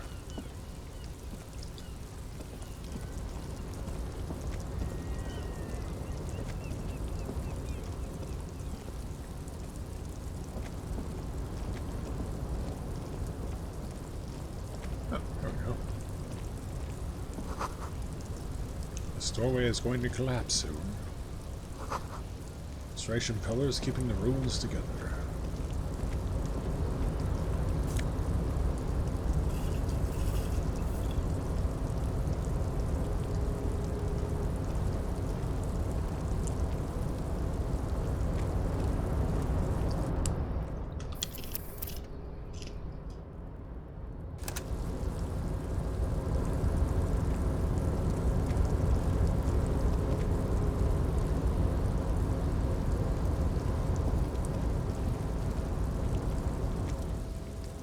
Looks like someone left his tarpaulin cloak hanging on the railing here. Man down, a trooper has been left behind the enemy lines. You could swear it's more of an insect than an actual sight, but you know there's an Elysium. And signature rectangle on the cloak. It's a cop's cloak. A cop's cloak. It's a cop's cloak. Yes, it's probably yours. Where's the RCM insignia you have in a habit of being careless with your equipment? He just judges the drop. You could probably make the jump. You look like you've done some track and field in your day. Look around. The wind is aggressive up here. The lieutenant looks at the enormous looks at the enormous crane towering in the distance over the container yard. The look in his eyes is a mix of engineering, like earnest interest in the wonder of a 6-year-old seeing a horse for the first time. Motherfucker. Now that's a huge crane. It's just a machine, Lieutenant, like a giant hammer or a pair of pliers. Nothing to see here. Yes, that's one of the ways of putting it. He turns to you with a faint smile, then looks back at the crane. It's certainly an impressive achievement of engineering.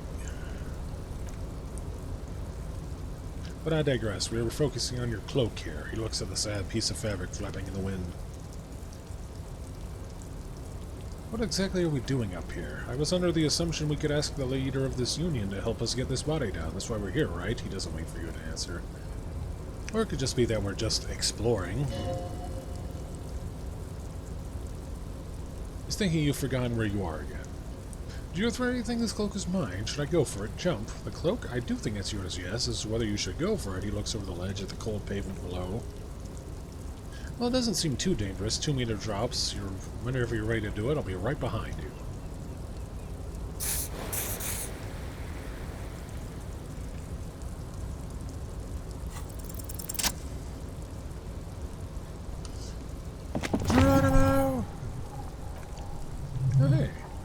As you leap in the air, chilly breeze engulfs you, sharpening your senses. Close your eyes, let your senses take in the world around you.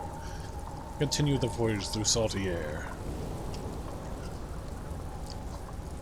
Ankles tingling from the tension, blood roaring in your ears. You're ready for your rendezvous with the concrete pavement below. Martinez goes about its daily routine as you soar through the air. The loud voices of protesters mixed with the engine sounds from the traffic jam. Waves crash against the pier and dense, salty sea air fills your lungs. Horrific necktie. He's on the money, Breton. Just imagine yourself dual-wielding a bottle and a flaming cigarette whilst airborne. Don't let go of the moment yet. The corpse is dominating the yard and the stench is nauseating.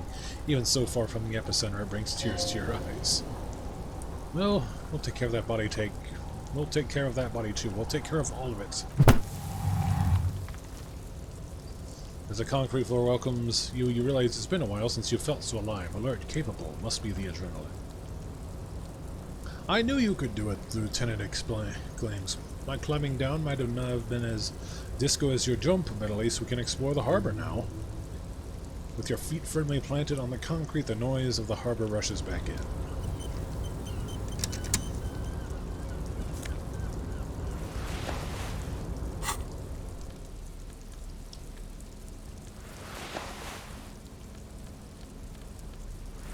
Perfect.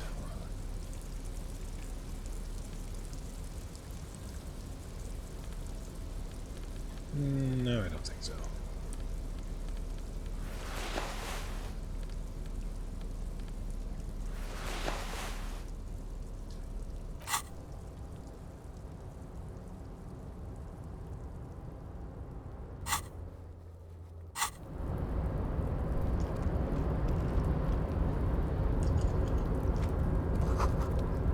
Collecting rainwater.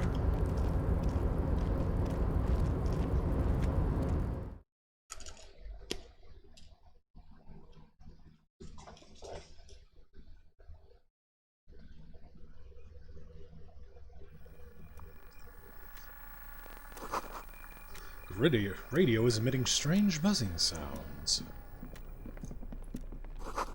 Standard office file cabinet, the drawers seem to be locked. Someone left the coffee machine on. The dark liquid in the pot looks almost sentient.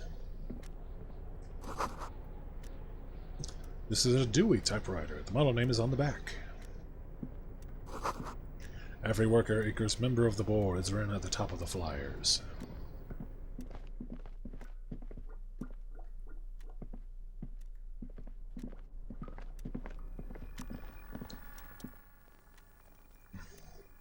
An imposing combination of punch clock and payphone is looking down at you from the wall. A note on the side says, tokens unavailable. Due to strike, use change. I don't think we need to use that just yet.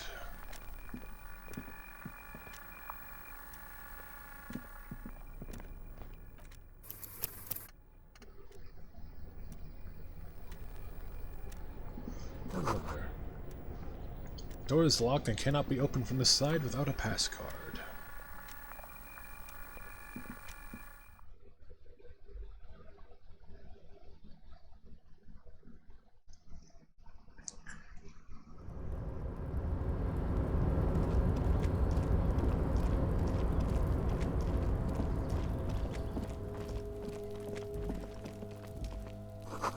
Place 3 packs worth of cigarette butts.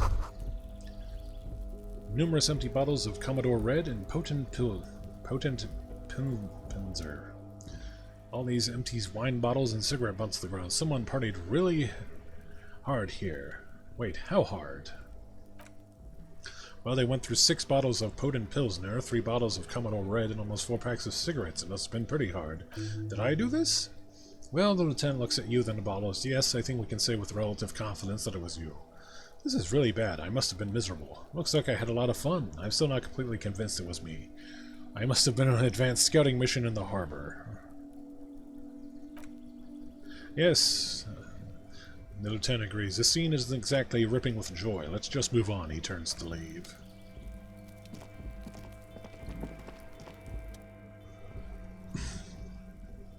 Night Watchman's booth. This is a Night Watchman's booth. The name of the door reads Rene Arnaud. Kim, I'm gonna take a quick look inside. Search the booth. If you must, the lieutenant looks around, but please hurry. We're pretty easy to spot up here. Nothing incriminating catches your eye. The cabinets are clean. There's sparse components meticulously organized. There's a framed photograph on the table. Take the picture. It's a black and white photo of a young couple out in a street fair. The man is young, dark-skinned, and dressed in a royal carabiner uniform. The girl is smiling playfully at the camera. Why did you take that? The lieutenant asked, glancing at the photo. Something about this man piques my interest. I think this can be a side thing. Fine, he nods. Let's move. I don't want to be seen snooping around here.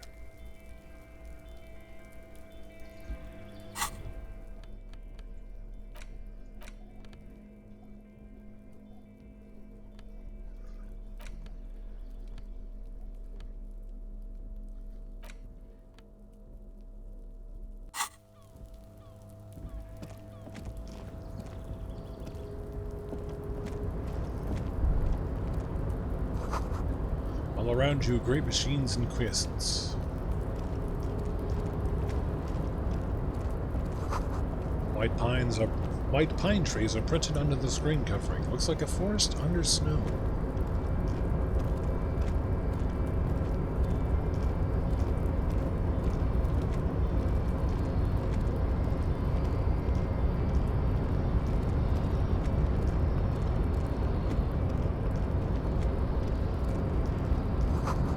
See faded industrial lighting on the platform. Valsund. Valsund. Clevisund. Uvilnu. I don't know. Speaker in tower is silent. There is no work to organize in the yard. Shipyard ahead is oddly quiet. The great machines are sleeping.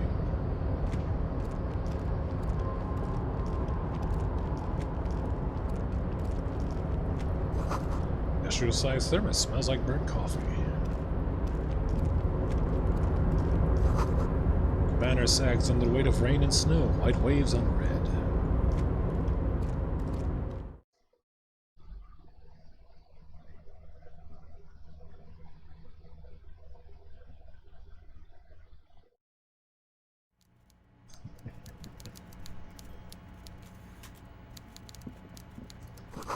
Coffee in the giant thermoses is still lukewarm. A stair made of pallets lighting up.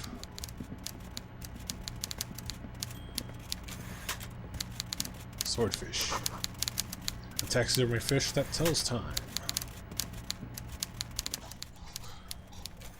Evrat Claire. Before you is a walrus of a man seated behind a large desk. He looks up from his work, not the least bit surprised to see you. With great effort, he strains himself up in his chair, yet says nothing. He simply stares at you. A typical power play. Wait for him to speak first. Show him you've got a backbone. Say nothing. Look him dead in the eyes. Are you in charge of the dock workers? Let's get straight to business. To defeat the Huns. Wait, no. Wrong thing. There's a dead body in a tree.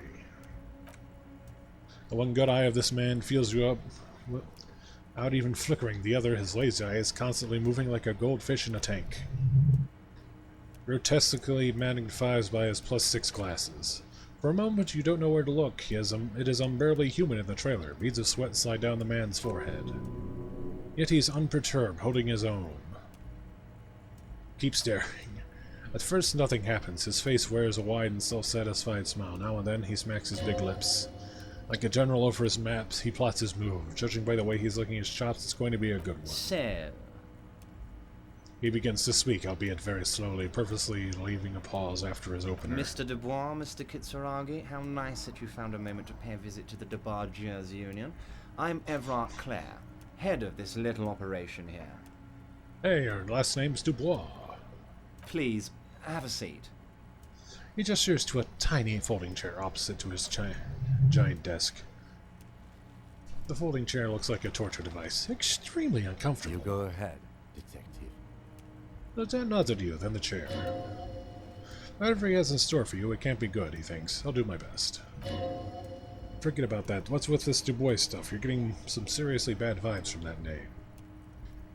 Take a seat. I'd rather stand. Why are you calling me Mr. Dubois? Please, Mr. Dubois, let us converse in a civilized manner as equals. Take a seat. I insist. That's nothing. Yes, that's probably nothing. That's right. Forget about it. Filter it out. He's trying to throw you off your game with this Dubois nonsense. Don't give him the pleasure. I don't sit. It's kind of my thing. Very well, Mr. Dubois. I respect a man with strong convictions. As he nods, his multiple chins move like ocean waves. I, too, have convictions. One of which is that I will not engage any man who won't face me at eye level. Should you find yourself more amenable in the future, I'd gladly resume our conversation. But until then, I'm afraid I must ask you to leave. He turns back to his typewriter. Damn, that's a nasty play. He's got you, a titan of volition and a fork. Guess you just have to sit or leave. Excellent, Mr. Dubois. I can see that you're a reasonable man, and reasonable men can be of great use to one another. Remain serious. Try to wink back. Damn, this chair is uncomfortable. So tell me, how can the head of the Debarges Union help a representative of the Revachol Citizens Militia today? The chair you're sitting on has got to be the most uncomfortable chair in the world if it's violating your backside. By the way, I heard you got a rather rude reception from a certain Lawrence Garte. Some people have no manners. Pains me to say. This should take care of that nonsense. He points to a giant novelty check on his desk. It's absolutely comically huge. It should be sufficient to cover your expenses for a few days and patch over your differences with the cafeteria manager. Go ahead, take it. He points at it again. Hey, that's 25 real. That's good money. Think of all the stuff you could... Wait, you know Gart? Thank you, Evart. Take the comically large check. Take the comically large check, but don't say anything. I'm good. Keep it. You can take that comically large check and shove it up your ass. Leave it. Wait, you know Gart? Yes, I know Lawrence. He's a real character. No union man in him. A real piece of work, that boy is. Well, don't mention it. But also don't forget it. I'm just kidding, of course. Is he? Now, I'd like to set your mind at ease about one other matter. Your lost gun. Let me assure you, Union people are on it as we speak. I've got my best hounds looking for that lost gun. Lost gun, lost gun. His slug-like lips move, but all you hear is an echo. Lost gun, lost gun, lost gun. The world is swallowed by a black hole of fear. Only two words escape its gravitational pull. Lost and gun. How do you know about my lost gun? I'm not worried. I got this. How do you know about everything, Harry. Right now I know that you're worried. Don't be worried. Everything's going to be all right. It's not like you left it loaded. You didn't lose a loaded gun. Local children aren't out there playing with it right now, pointing it into their own mouths. It's in a safe place. I just know it. I have a feeling everything's going to be all right. Kim? Officer, we will deal with this later. We don't need Mr. Clare's help with this. I wouldn't be so sure about that. He says, as though to himself. God, you're sweating. Your knee is jerking. You're about to cry, aren't you? Because you lost your gun and those children are going to shoot themselves with it. So what? Men can cry too. You want to cry? God, you're weak. Whatever you do, don't cry. He'll think you're disgusting. Mr. Dubois, you don't look so good. What is this Mr. Dubois he keeps repeating? What is he trying to pull here? You need to cool the fuck down. Chill. Mr. Dubois! Mr. Dubois! Harry!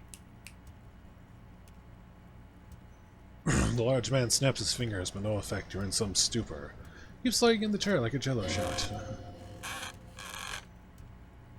While Everett is distracted by your odd behavior, the lieutenant's eyes are mapping everything around you. The folder, the desk, papers on the wall. Mr. Dubois, are you okay? Can I get you a glass of water or something? Are you having some kind of medical emergency? I just shit my pants, thank you. Maybe you could use your hands somehow in a kind of throwing mission, like you're throwing that Mr. Dubois hacked right back at him. He's Mr. Dubois.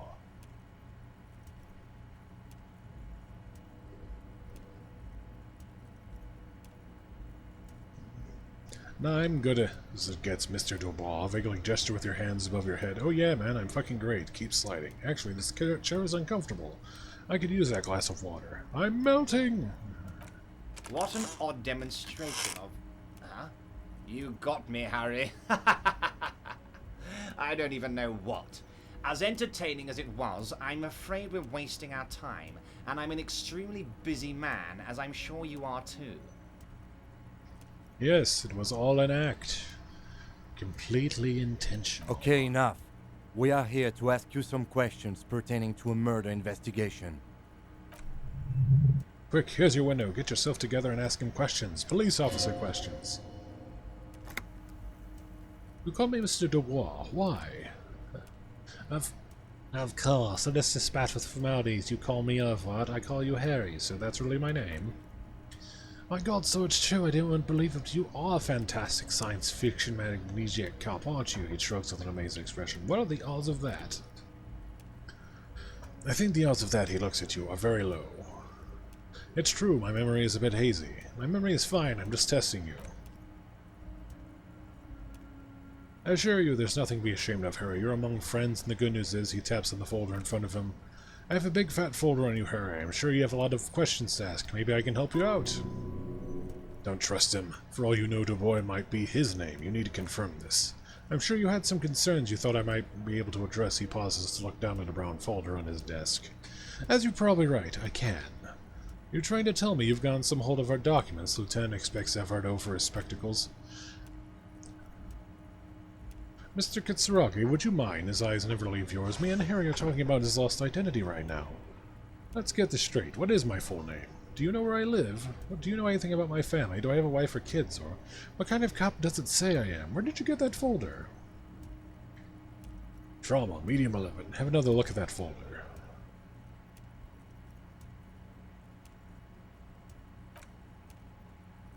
It's Harry. He glances at the folder. Harry Dubois. You feel like a Dubois, but you don't feel like a Harry. Strange. You don't feel like any of these things. You know that you know what your name is. You have a sophisticated name, like that of a count or a beautiful man. Wait, I thought you were Harry Dubois. I feel like a Dubois, but not quite like a Harry. That's longer. Something longer. That's not my name. My name is Raphael Cousteau. Okay, I like it. I can work with that. I don't really like it. Wait. I don't feel like a Harry. I feel like a Dubois, but not quite like a Harry. Okay, sure, you're Harold Demas, but that's not what the records say. The record says Harry Dubois. He taps on the folder. A real man's name. The lieutenant covers his face and sighs audibly.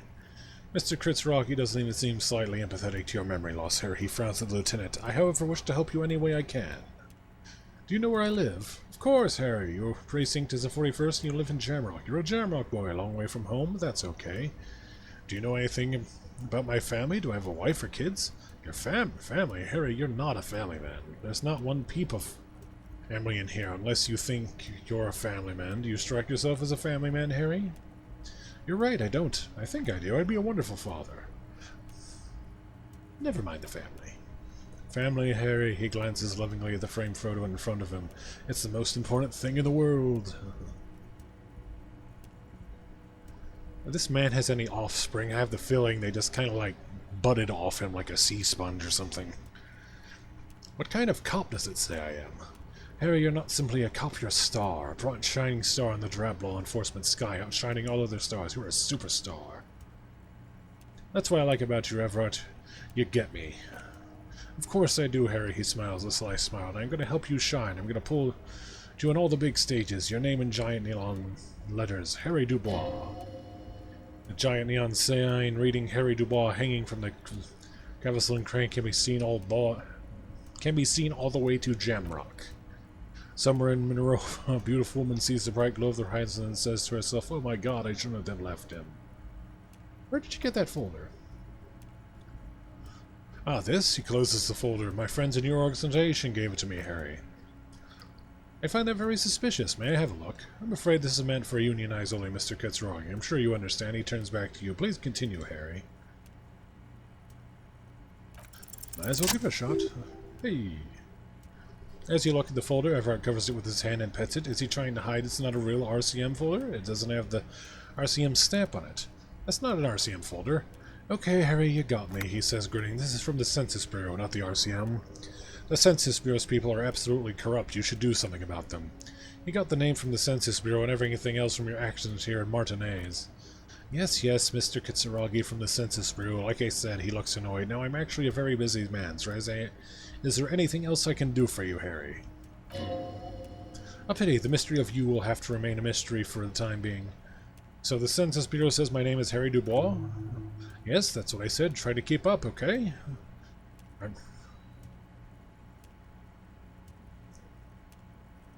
Could you help me get a dead body down from the tree? You might have noticed there's one hanging on a tree behind the hostel cafeteria. Oh my, he smiles pleasantly. Don't take this question personally, but why would I get involved in this matter? Mr. Clare, the man was hanged with a cargo belt, a steel-reinforced cargo belt. It's safe to assume the Union had something to do with the murder. Besides, getting the body down would benefit all of us. It's a stain on the neighborhood. Yeah, the belt thing. Say nothing. You are a community leader. Help your community out. I can certainly see how having him up there might start affecting some real estate values. He licks his fat lips and smiles. But of course, all joking aside, I am going to help you. He picks up the handset of a radio phone to his right, then clicks a button. Jean-Luc, my boy, I'm sending 2 police officers down. They have a dead body and a tree problem they need help with. Namely, they need to be taken down. And John, please take it easy with the race science. That's a yes to getting the body down and no to the race science. He hangs up and turns back to you. We could find Jean-Luc down at the gates. He turns back to you. He's the big, impressive one. You know, the tattoo, muscles, ethnic-looking guys. Can't miss him. Great guy. Yes, we've been acquainted. Let's talk about my lost gun. Yes, your lost gun. His face turns serious. My best men are on it. They're turning every stone, searching every playground, asking kids, grandmas, everyone. Your gun will be found, Harry. Let me assure you of that. He winks at you. It's just a matter of time and effort. The only way to find it seems to be working with him. He might even be holding your gun hostage. Hold on, could he really be holding my gun hostage? Who knows? Only one thing is certain. If you work with him, you're going to get it back, and working with him might be the only way to do it. I will not be blackmailed with this gun business. I don't care about my gun. Keep it. Does this mean if I do things for you, I will get my gun back? Damn it, Harry, that's exactly what it means. He turns to the lieutenant. I am only kidding, of course. He is not. Of course, Lieutenant, replies Riley. I understand. We help you, you help us. I want to talk about the hanging. Oh, of course, that's your main thing here. That's why you're in Martinez. He nods. I know everything about that goes on here, and I would love to help you, like I'm helping you with the body on your lost gun. Ooh, secret task completed. I mean, it's no secret that the lynching is connected to the strike. So much to talk about. Honestly, it's been weighing on me so heavily. I understand you'd need to interview me. I sense there's a but. But there's a thing that's been keeping me up at night. I want to talk about the hanging. I mean, if we could just calmly talk, exchange information, we could blow this thing wide open. Yes, that sounds good, the lieutenant says with a slow nod. Let's do that. But I can't think straight with this thing weighing on me suddenly. He slaps himself on the forehead. You're police officers, aren't you? I have a crazy idea. You guys are basically door-opening machines. Incredibly talented at opening doors. I've opened a few doors in my life. You've heard wrong, Everett. We're not. Kim, is that true? Are we door-opening machines? I'm not sure I understand, he looks to the union boss. If you're asking us to break down someone's door, it's not going to happen. Come now, I just need you to go open a little door for me, and leave it unlocked, a simple thing, absolutely nothing shady about it. Why don't you just open it yourself? Whose door is it? I bet you don't even know anything about the hanging. Damn it, fine, we'll look into it when we need to talk about the murder. Why don't you just open it yourself? Harry, I'm a very busy man, and more importantly, I don't have the extraordinary physiques you do, he slams his fists together. You look like you could run around all day. You want someone to send a message that the police are working for you. I repeat, I'm a very busy man, Mr. Kitsuragi, and therefore I must occasionally enlist outside help. He turns back to you. So, what will it be, Harry?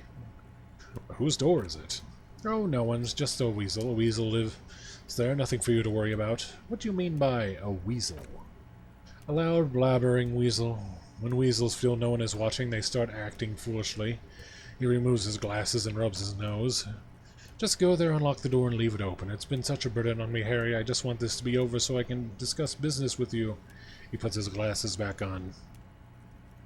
I bet you don't even know anything about the hanging. Harry, my dear friend, he sinks deeper into the chair. I am what people call a local bigwig. I know everything that goes on in Martinez. Damn it, fine, I'll look into it. We need to talk about that murder. Fantastic, my friend. Just let me know when it's done and we can take our friendship to the next level. He flicks his fingers. Open an apartment door for Everett. You can get the key from Manana. He's down by the gates. Manana's like a free agent in the Union, special operations, hardened socialist, a real freethinker too. I'll tell you precisely where the door is. He smiles, obviously satisfied with how well he planned it all out. One last thing, Harry. Just open the door. You don't need to go in or anything. I just want the weasel to come home and see the door unlocked. I don't want to ask if he knows how I got in case he changes it. Everett, I'm going to leave now, but we might need to talk again later. Wait, he leans into his drawer and pulls out a plastic card. You need this to get in and out through the gate. Thanks. I was wondering how I'm supposed to get out. Here, you're one of us now. A real red and white Union man. Take care, Harry. As you turn, a bright light catches your eyes, making you squint. Where's it coming from? From a distant sunset, a stage light, flash photography? Nowhere in particular, it's just what superstar law officers do. They squint at lights and they solve shit. Actually, now that I hear superstar and law official and sense, they sound very weird together. Yeah, that's me. I've been establishing my superstardom lately. Hard lately.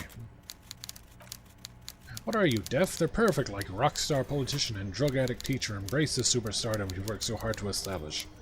Yeah, that's me. I've been establishing myself super hard lately. You've got the wrong impression. I'm no superstar. I'm trash. I have been pretty cool lately. Yeah, you have. You're a big dick cop. Dick Mullins, Salam Rocky Bye, badass on the edge, disco cop. Time to recede into a ludicrous fantasy world. Here we go. Camera lights. Action! Wait, what about a ludicrous fantasy world? No, fuck you. Yeah, you know, beneath it is just a heartbreak, a pulmonary tract infection, arteriosclerotic disease. This is where you say action and reconceptualize the law. Reinvented as the world's first celebrity police officer. I will remember how to talk one of these days. Fuck it. Action! The sun flashes, the world freezes around you and you along with it in an iconic monochrome solution, a black silhouette against a rasterized orange world. It's on.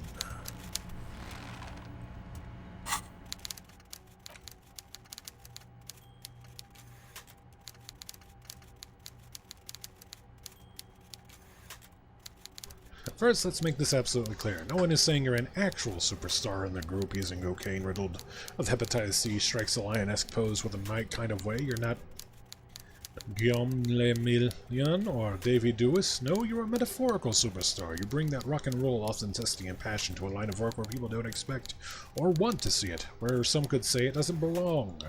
Law enforcement.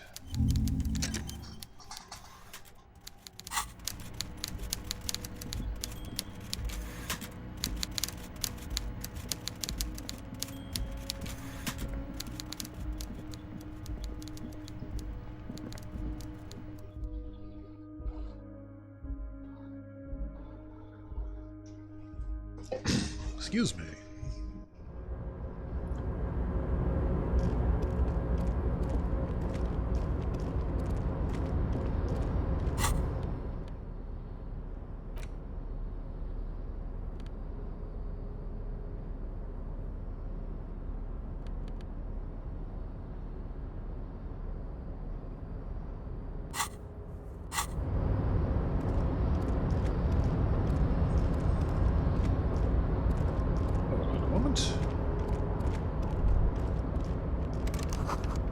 Musk of oil and rust comes from the chasm in front of you. Smells like blood.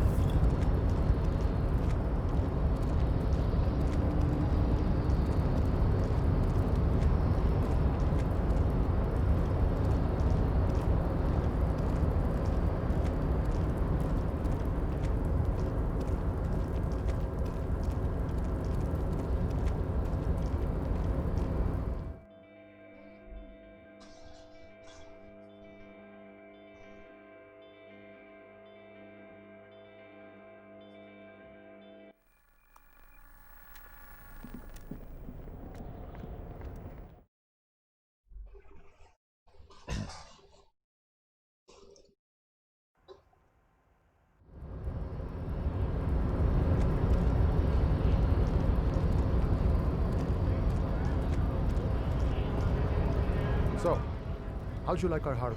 It was nice enough. It's but a rest area, and the path leading across open plains, he notes solemnly, turning to you, a wide smile adorning his face. Right, to talk to the boss eye to eye, like men of the plain. If you have any more questions, I'm set to talk. Everett said you have a key to a door? A key, huh? He runs his fingers through his mustache. What door is this key supposed to open?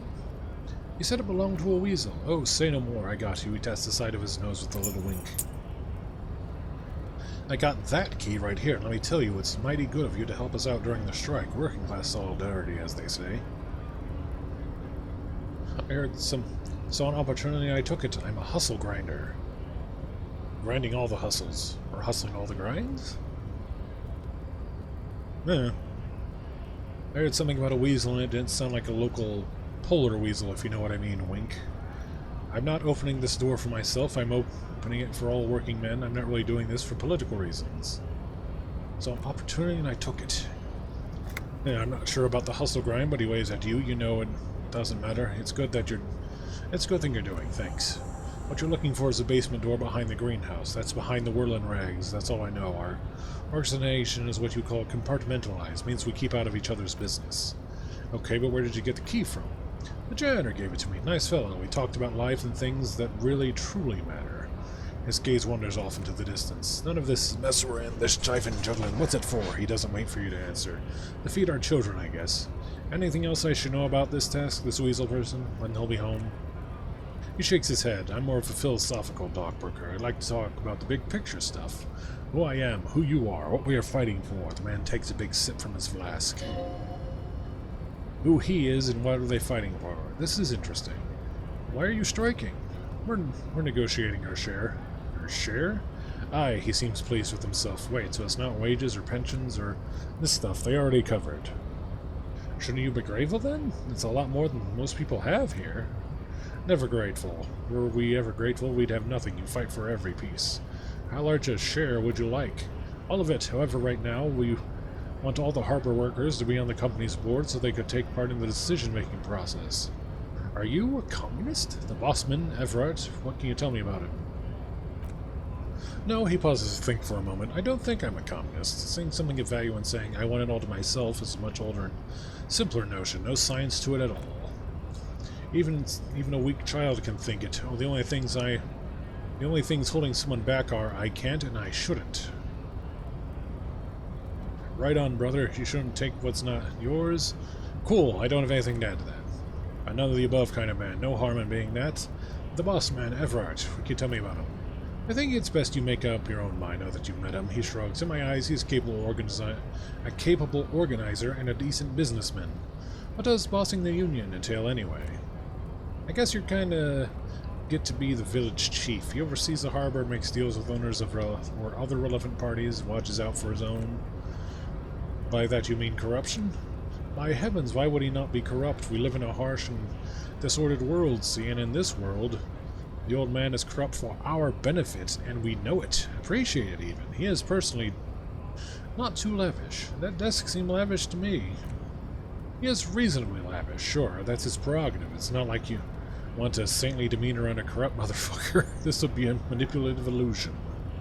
Besides, there are no non-corrupt systems in the world anyway, and moralism is the most corrupt of them all. Not you would like to say, but then there's that weasel door. You seem to have spent a lot of time thinking about the political situation. Sure, I've had the necessary free time. He spreads his arms wide, using the reach to show how much time he has. Fortunately, there's always time. The look in his brown eyes conjures up an understanding. For him, every command of his time is the most important thing. Having command of his time is the most important thing. It all comes together now. The way he speaks about scabs, his general attitude. He's a follower of a 500-year-old Franco-Nigerian Boidiero code, itself an appropriation of Vespertine cool. That of a noble peasant or a traveling herdsman, true to yourself, independent in your actions, loyal to your friends. Maybe I am a... that... doesn't sound that cool, sounds antiquated, obsolete, passé, it's not disco. No. I could? No. Hey, you're the... man... Hey, you're the man in the boots at the gates. Kuno said you knew about the armor.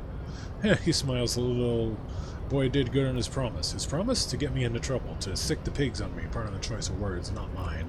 What happened? I was asked to look into the armor situation. Official Union probe, you know. Track it down, see who took it. Did you? At first I thought, why not? Maybe the pieces can feed the strike, buy us a few more days under the sun, you know? So I went to the boy. He said he'll make me his prison bitch. He got eyes everywhere. The cop's in his pocket and he's the king of Jamrock. Serves me right for doing menial footwork. I dropped the probe right then and there, and it still got me into trouble, he smiles. One bad move is all it takes. So Kuno used us to what? Scare you? The probe into the armor. What did you learn?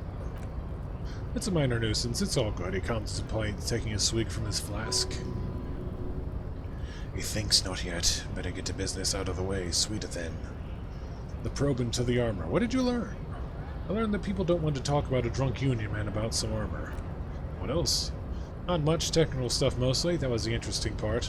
What sort of technical stuff? I did some research into the Armadura. Let's say I have friends at the library, he explains with a wry smile. I didn't get into material science, so I just know it comes off. How does it come off? In parts, 4 in total. The helmet was the first to go. The kid says he tore it off and kicked it into the sea. I believe him. The boots were still on the guy last I saw. Too hard to remove. So as I count, there are 2 missing pieces, the gauntlets and the cuirass. This is where I left off. Too much of a hassle. More like a job for some militia. Hold on. 4 pieces? Helmet, cuirass, gauntlets, boots. What about the leggings? Oh, they're just gone. They don't exist anymore if they ever did at all. He gives you a jolly shrug. Forget about them. I did. I'm going to find 1 piece of it. 1 is enough. I'm ambitious. I'm going to find all of it. Actually, I have better things to do. All of it? The lieutenant raises his eyebrow. There are junior officers out there eager to prove themselves. I will leave some for them, but okay, let's find all of it. A mess epic then, all across Martinet. G glances south where the canal runs. I hope it'll be a real bonanza for you. Thank you for your cooperation, sir. No problem. He finally takes a swig from the flask. If you see that kid, thank him from Call Me Mañana. Thank him for showing me the way. He is sincerely grateful for his not tracking down pieces of armor right now. Any idea who killed the hangman? The mercenary eye, he shrugs. Who could have killed him? That's indeed the question. Why even do such a thing? He shakes his head solemnly.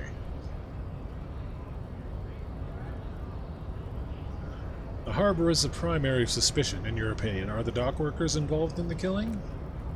What a thought, he scoffs, looking shocked.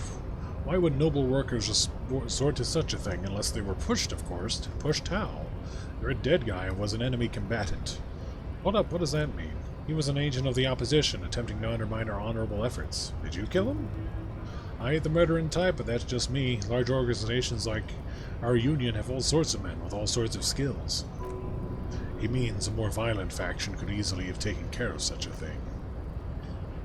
Understood. The lieutenant takes note. This has been of limited use. Still, thank you.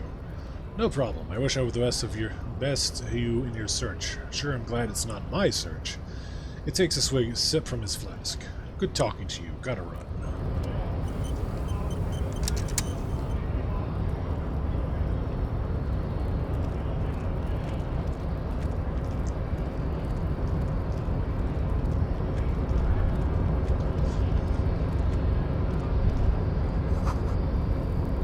Greater Revachol Industrial Harbor. Your race descent has only worsened since I last saw you. You have really let yourself go. Nefer told you to help us get the body down from the tree. So it was you surmounted the harbor wall in a display of athletic prowess to reach my superior, and had him give me an order. I salute your cunning, and I remove the body from the tree with my bare hands. You're so noble, Measurehead. But while I am gone, someone must stand guard on the bridge. That someone needs to be you, he turns to the lieutenant, both of you. That would mean you're openly showing the people that you're taking the Union side. Wait, that means showing everyone that we're taking orders from the Union. Lieutenant, what if we don't want to do that? Okay, then. Meet it here while Measurehead goes. No way, we're not going to do that. Back off. Yes, that's precisely what I mean, homunculus. This is not going to happen any other way. Lieutenant, what if we don't want to do that? This is the uncomfortable result of not taking it down ourselves. I can live with the compromise. Okay, then. Babe, see what they stay here the whole time.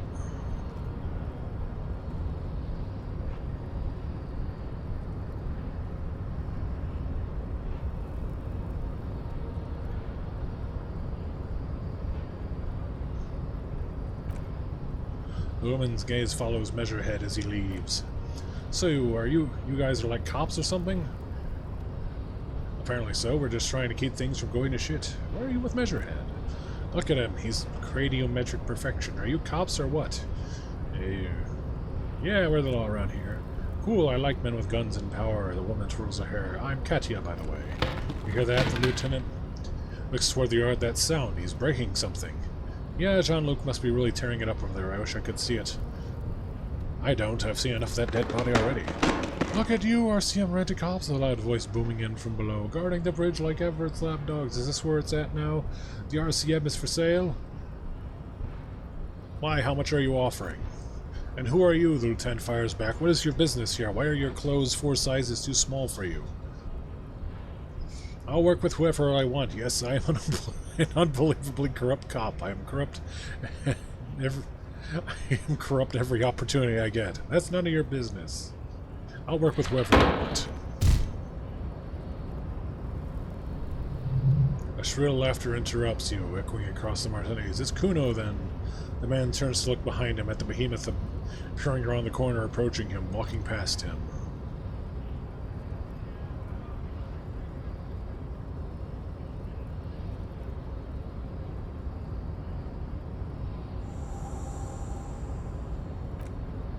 The corpse has been removed from the tree. He brushes wooden flakes off his hands. Stand down and congratulate yourself. You have sided with race victory today. There has been no side choosing. We did what we had to keep order. Thank you for your cooperation, Measurehead. He nods slowly. And what you had to do was to become a Union man for all to see.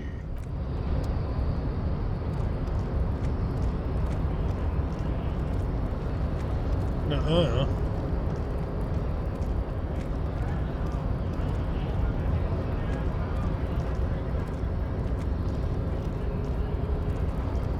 You had to become a Union man for all to see. Damn, that felt good. Your heart's pounding nicely. You should tell people to fuck off more often. Kim, I think I should tell people to fuck off more often. It felt really good. Fuck yeah, motherfuckers. It's not really my style. Not as a general rule, but that one was justified. Better to get the lay of the land before telling people to fuck off. That means you should do it whenever you feel like someone's disrespecting your authority. Fuck yeah, motherfuckers. That's the spirit. Never forget, the whole world's a wooden house and you're a goddamn flamethrower. Damn straight.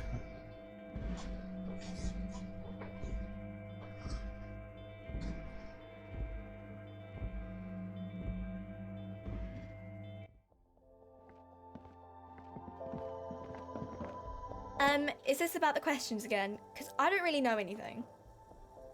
I need to exchange this novelty check for cash. Oh, wow, I didn't know you worked for the Union, sir. She rolls up the giant novelty check, look like she's seen it before, and slips it under the counter. Anything else I can do for you? Load the whole thing in speed and gin right now. Speed and gin, great combo. Ask for some local dealers. Yeah, maybe later.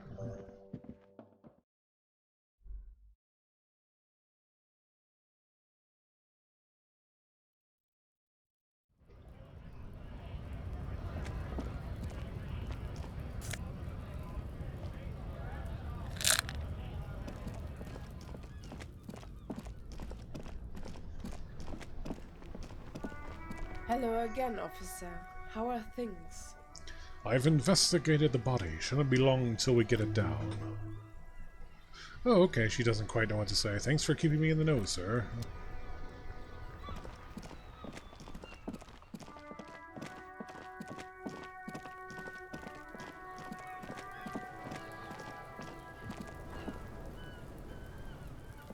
You missed a good show before. A gift came by, completely fucked a tree to pieces. He fucked the tree up. Fucked it good. It was porno.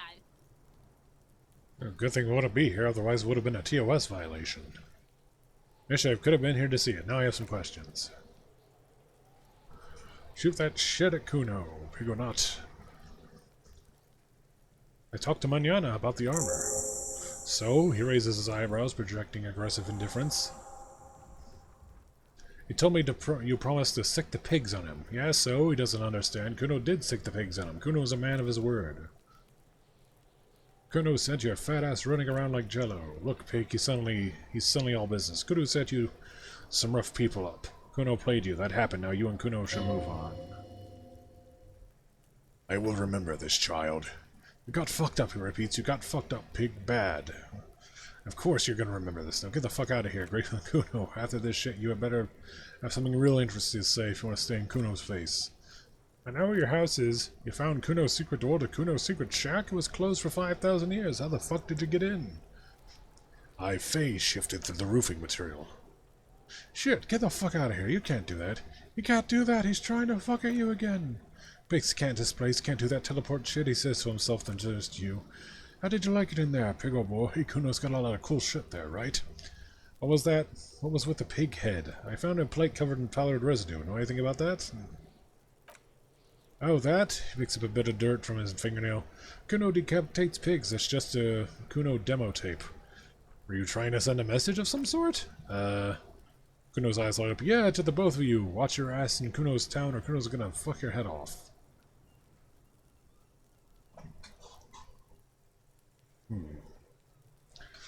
Phrasing. I found a plate covered with powder residue. Know anything about it? That's where Kuno gets his daily hit of electric Kuno Shazam. Kuno rides the fucking lightning in there, pig. Bet you'd like to ride the lightning too, wouldn't you? You feel tired and old, but you could have that sparkle in your eyes. That's with a tube of magnesolum, Kuno. It's a vitamin, pig. Don't you know anything? He looks at you like you just pointed at the sun and asked what it was. It's magnesium, right? Yeah, it's the mag. You fucking need that shit to stay on top of your game. Kuno goes through like a tube a day, rips mag like a motherfucker. You could use a barrel. Don't teach him, Kuno. He's gonna use it against you, Kuno. I know all about magnesium. I rock it all the time. Come on, it's just magnesium. Don't mystify it. He looks at you, eyes bulging. You're not getting this, pig. It completely takes away the hangover. It's like you didn't do anything, like you stayed home playing with your choo-choo. Fuck you, pig. Don't do mag. You're gonna OD and you're gonna fucking die. That's enough. Let's talk about your house. No, let's not. Okay, I'm off.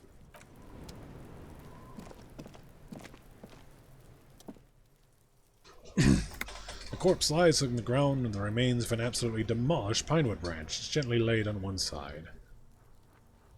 Beautiful. Wipe a tear from your eye. Well, it's down.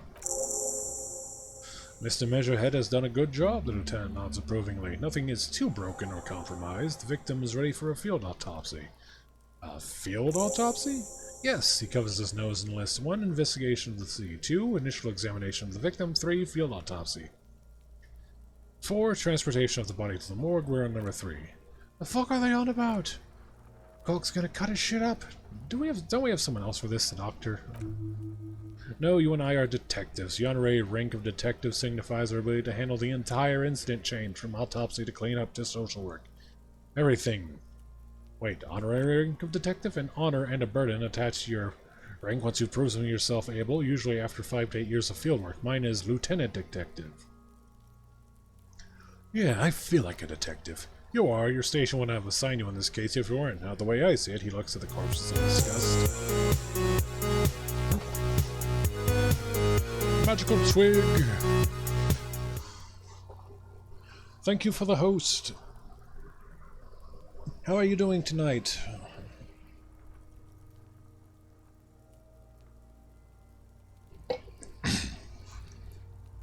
We are playing some Disco Elysium, and I am narrating myself to having a sore throat.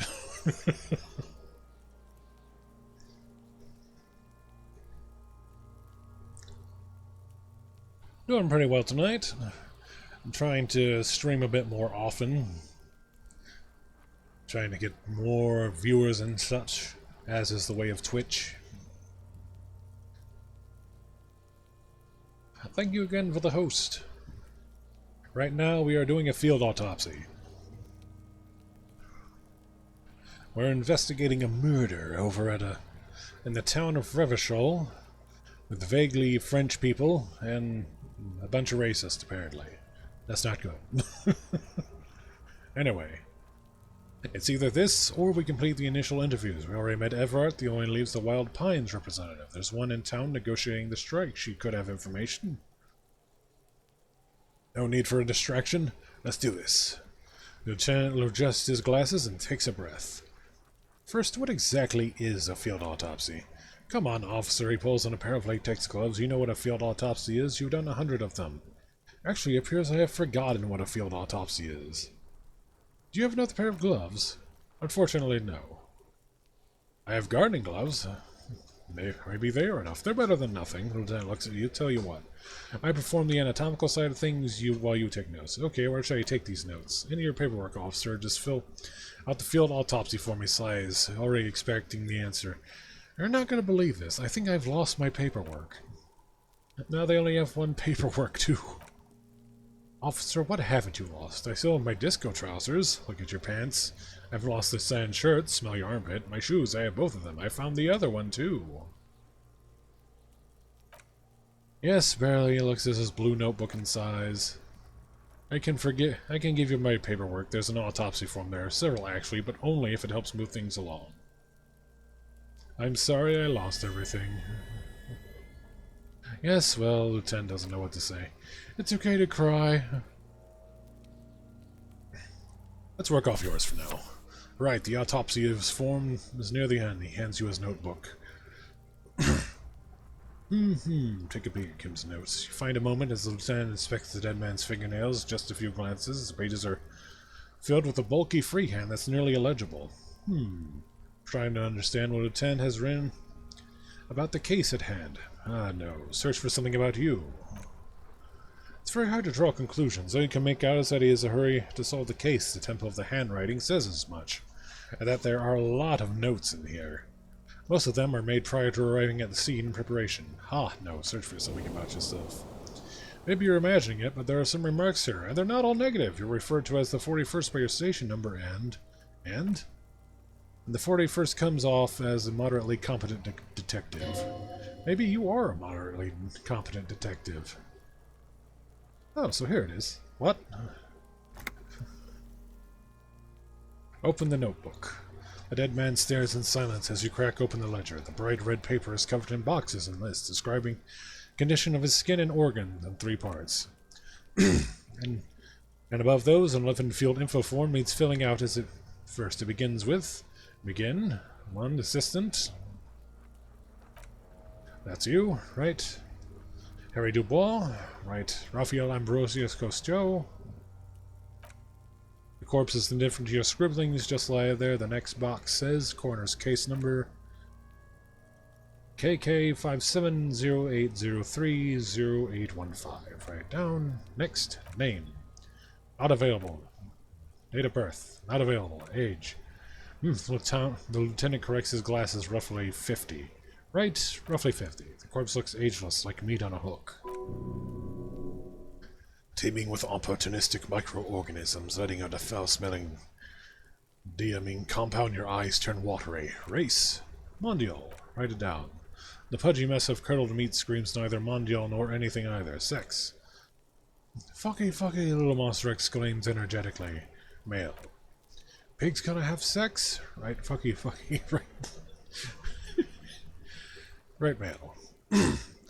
Nor does he look male, with his pregnant belly and indistinguishable face. Date of death. We're still going with March 4th, 51. Right? 4/3/51.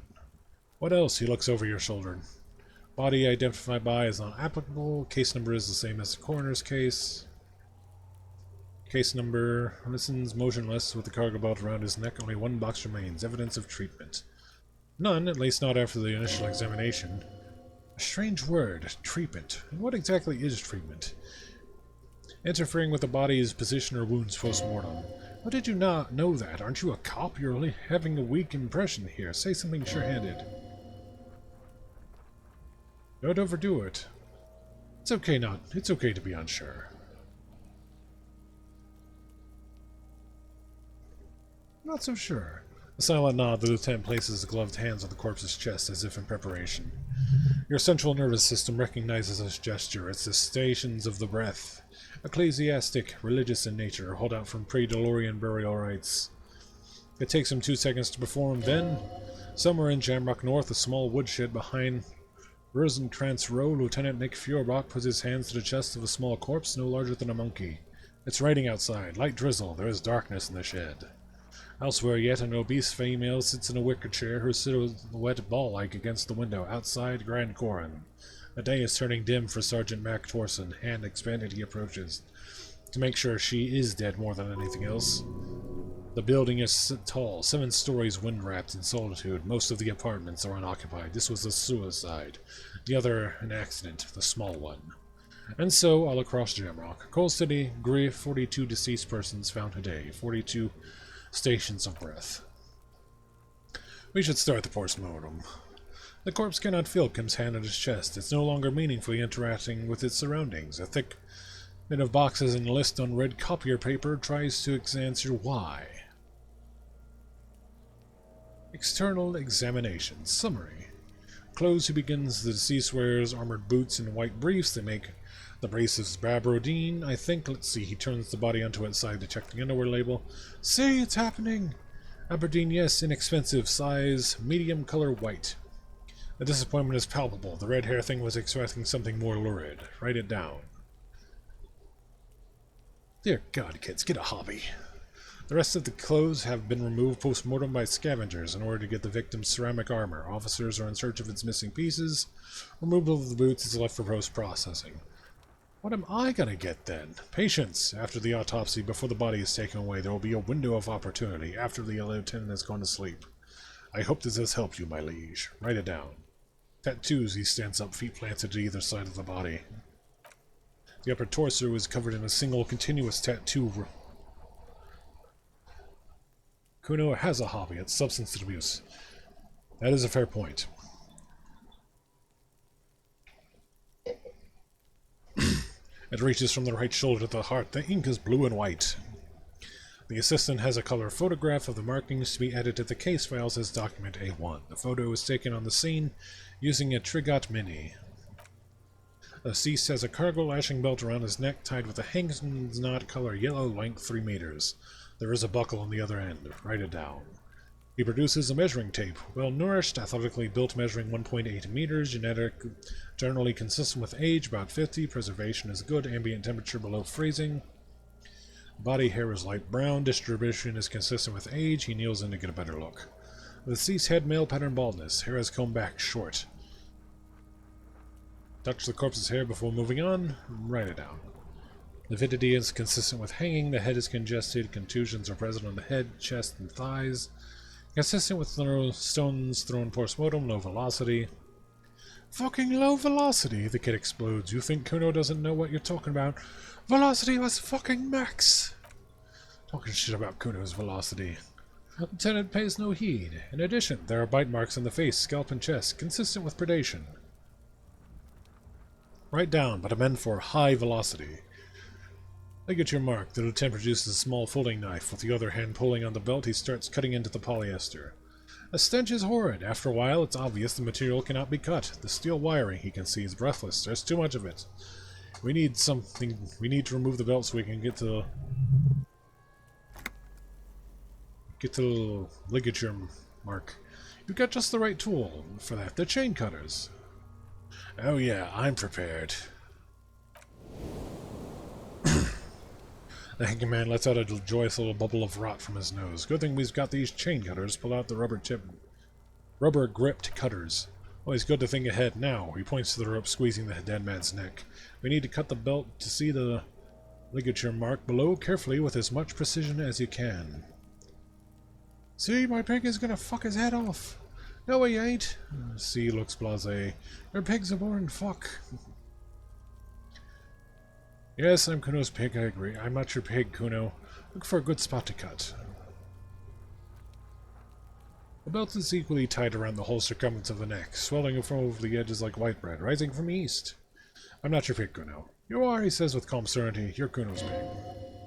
Concentrate on the belt, not on whose pig. There is no pig, there is only chain cutters and the belt. After some deliberation, you sink the cutters into the knot tying the belt together.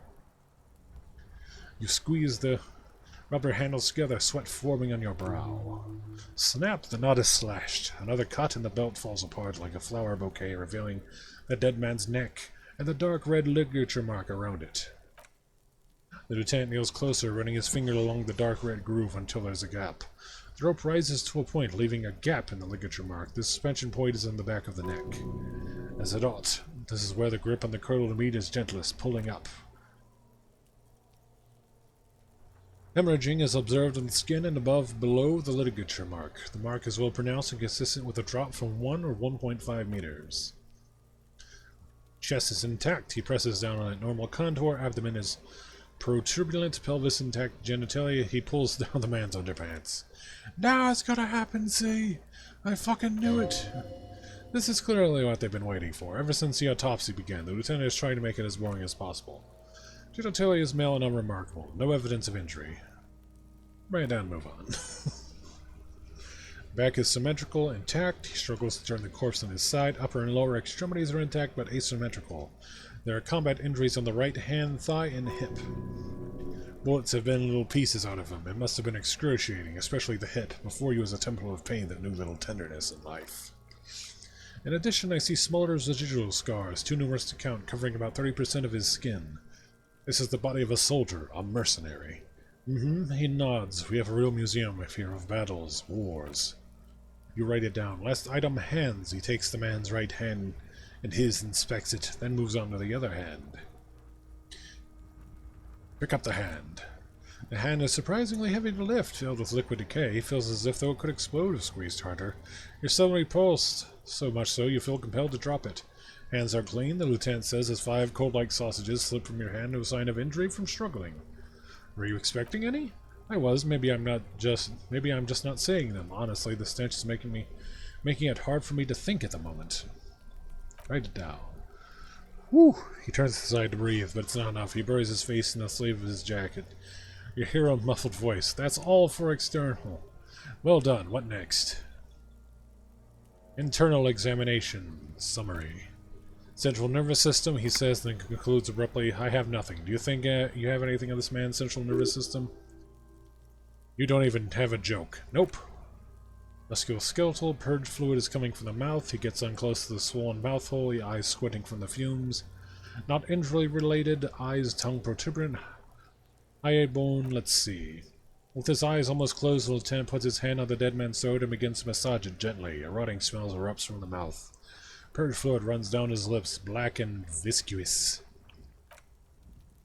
Yeah, what they said. Hyoid bone is fractured, he says after a while. The rest of the musculoskeletal system is intact, unremarkable. Back hunched, as if in prayer, he begins to pry open the dead man's jaws. Respiratory system, he stops to exert more force. Both hands are used.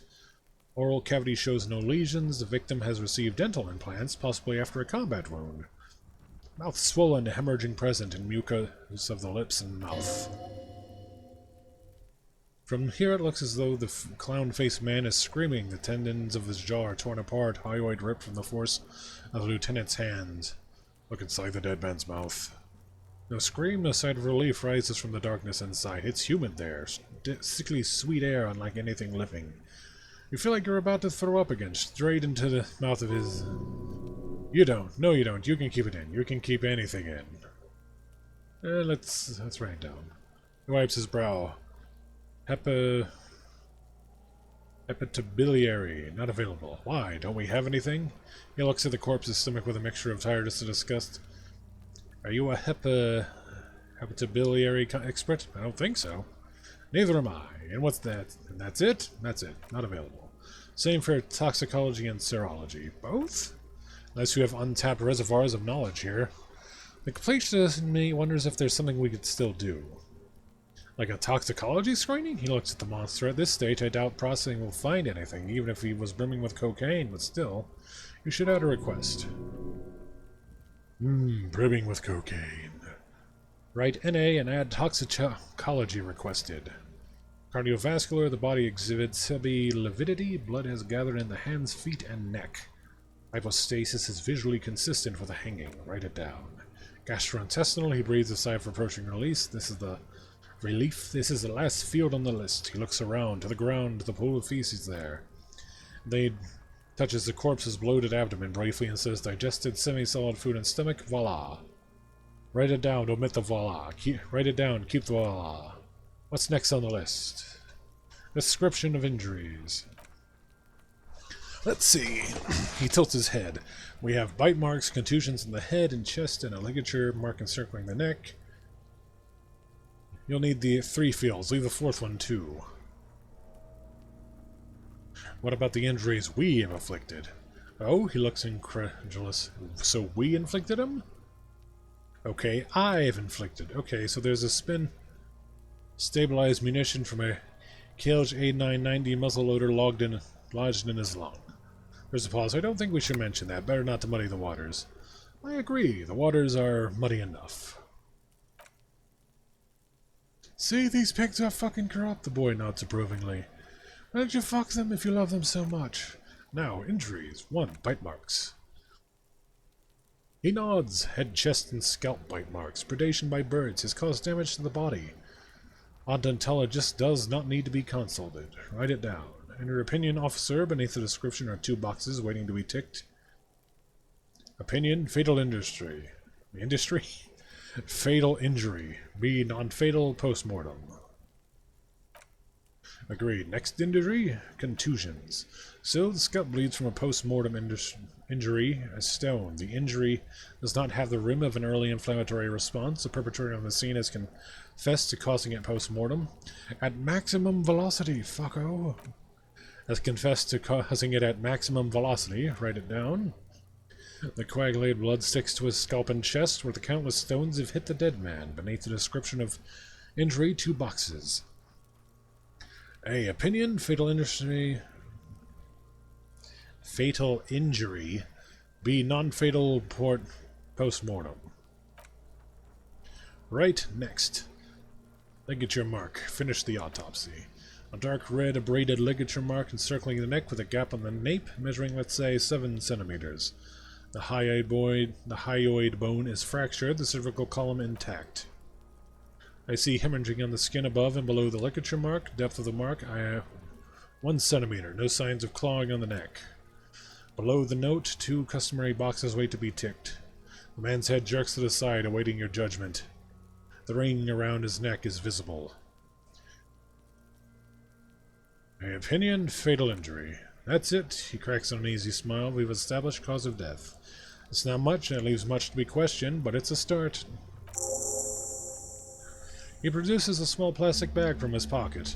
A body bag. Let's wrap this up. I pronounce this field autopsy over. First, how did it go? Well, we established probable cause of death. Some would say that's the goal of an autopsy. We also requested a toxicological screening. That was thorough. The results should arrive in a couple of weeks. If we're lucky, I would not hold my breath. What else? We were thorough enough for the list of injuries, too. We described them all in detail. What is there to say? Given the circumstances, it was a professional field autopsy. Oh yeah, well done, Mr. Detective. Maybe a drink is in order? Perhaps a drink is in order later, I mean. Now you see, that worries me. He wipes his forehead. You will die if you drink. You know that, don't you? You're proving a useful detective. The organization would miss you. Please get yourself together, the lieutenant from Precinct 57 thinks. What now? Give him back his notebook. Now? Now we put him in a body bag and I drive him to Faubourg for processing. The lieutenant looks at the dead man once more, then at his notebook, then at the corpse again.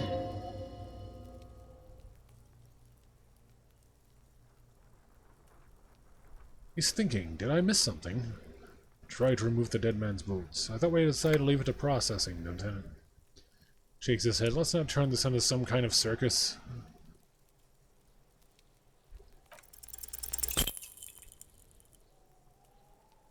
Run your hands over the victim's cold body, his limbs, his torso with its swollen arms. Maybe you should be more thorough? Look in his pants again. Look under his fingernails like Kim already did. His fingernails have turned dark. They're chipped and quite long. There is dirt under them, that's all. Do you think we missed something? I can't shake the feeling that there are more secrets concealed in the flesh before you. Yes, there's something we're not seeing. I've got a gut feeling there's more to this corpse. Well, let's just get him to the processing. Okay, well, we're in livor mortis here. He's disintegrating. We need to refrigerate the body if we want to conduct another examination. And we need to do it fast. Can't he just hang out here for a while longer? Okay, where do we find a fridge for the body? It would have to be industrial in size. Let's start by asking guard at the Whirling Rags and the Fritz store down at the gates. If they don't know, his voice trails off and settles on Kuno, but only if all else fails. Fuck are you looking at? You want a piece of the Kuno? You want to get fucked? Only if all else fails, he stresses. Let's hurry then. He gets up. This one task we cannot sideline. With every hour, whatever we're looking for will become harder to find.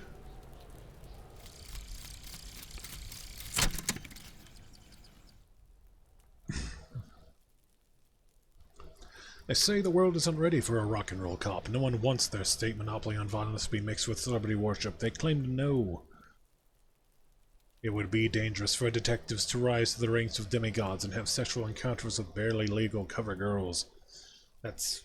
It would be insane, they say. To all this you say, fuck off and die, in a cool voice. You people have no idea how good these cops are gonna get. They're gonna crack 20 cases a day. In the future, cops will be like astrophysicists or prime ministers or prophets, and you're the first one. What have I done?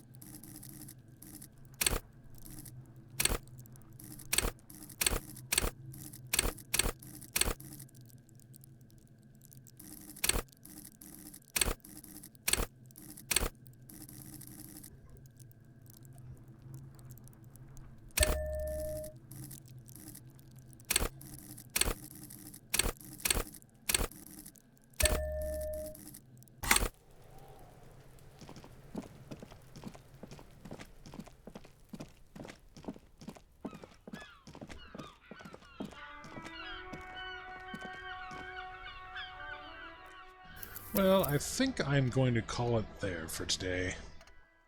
My voice is starting to get a bit hoarse, and we've been going for a little bit now. But I do want to say this game is getting interesting.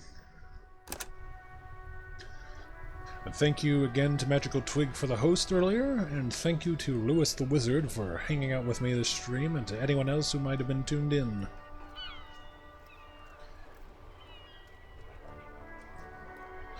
We'll resume this probably Thursday, I'm thinking. Thursday or Friday. Just to give my voice a day or two to rest up a bit. Because I actually do get a bit hoarse reading that long. I'll need to get some cough drops or something, one of the two. Anyways, this has been Disco Elysium. And this has been MK Ultima, and as always, thank you for stopping by. And have a good night. Oh, definitely. It's definitely proving interesting so far. It's $40 on Steam, I believe? So, maybe during a sale or something? Or just get it. It's definitely worth checking out, though. So many options, so little time, so many ways to lose your mind. Right.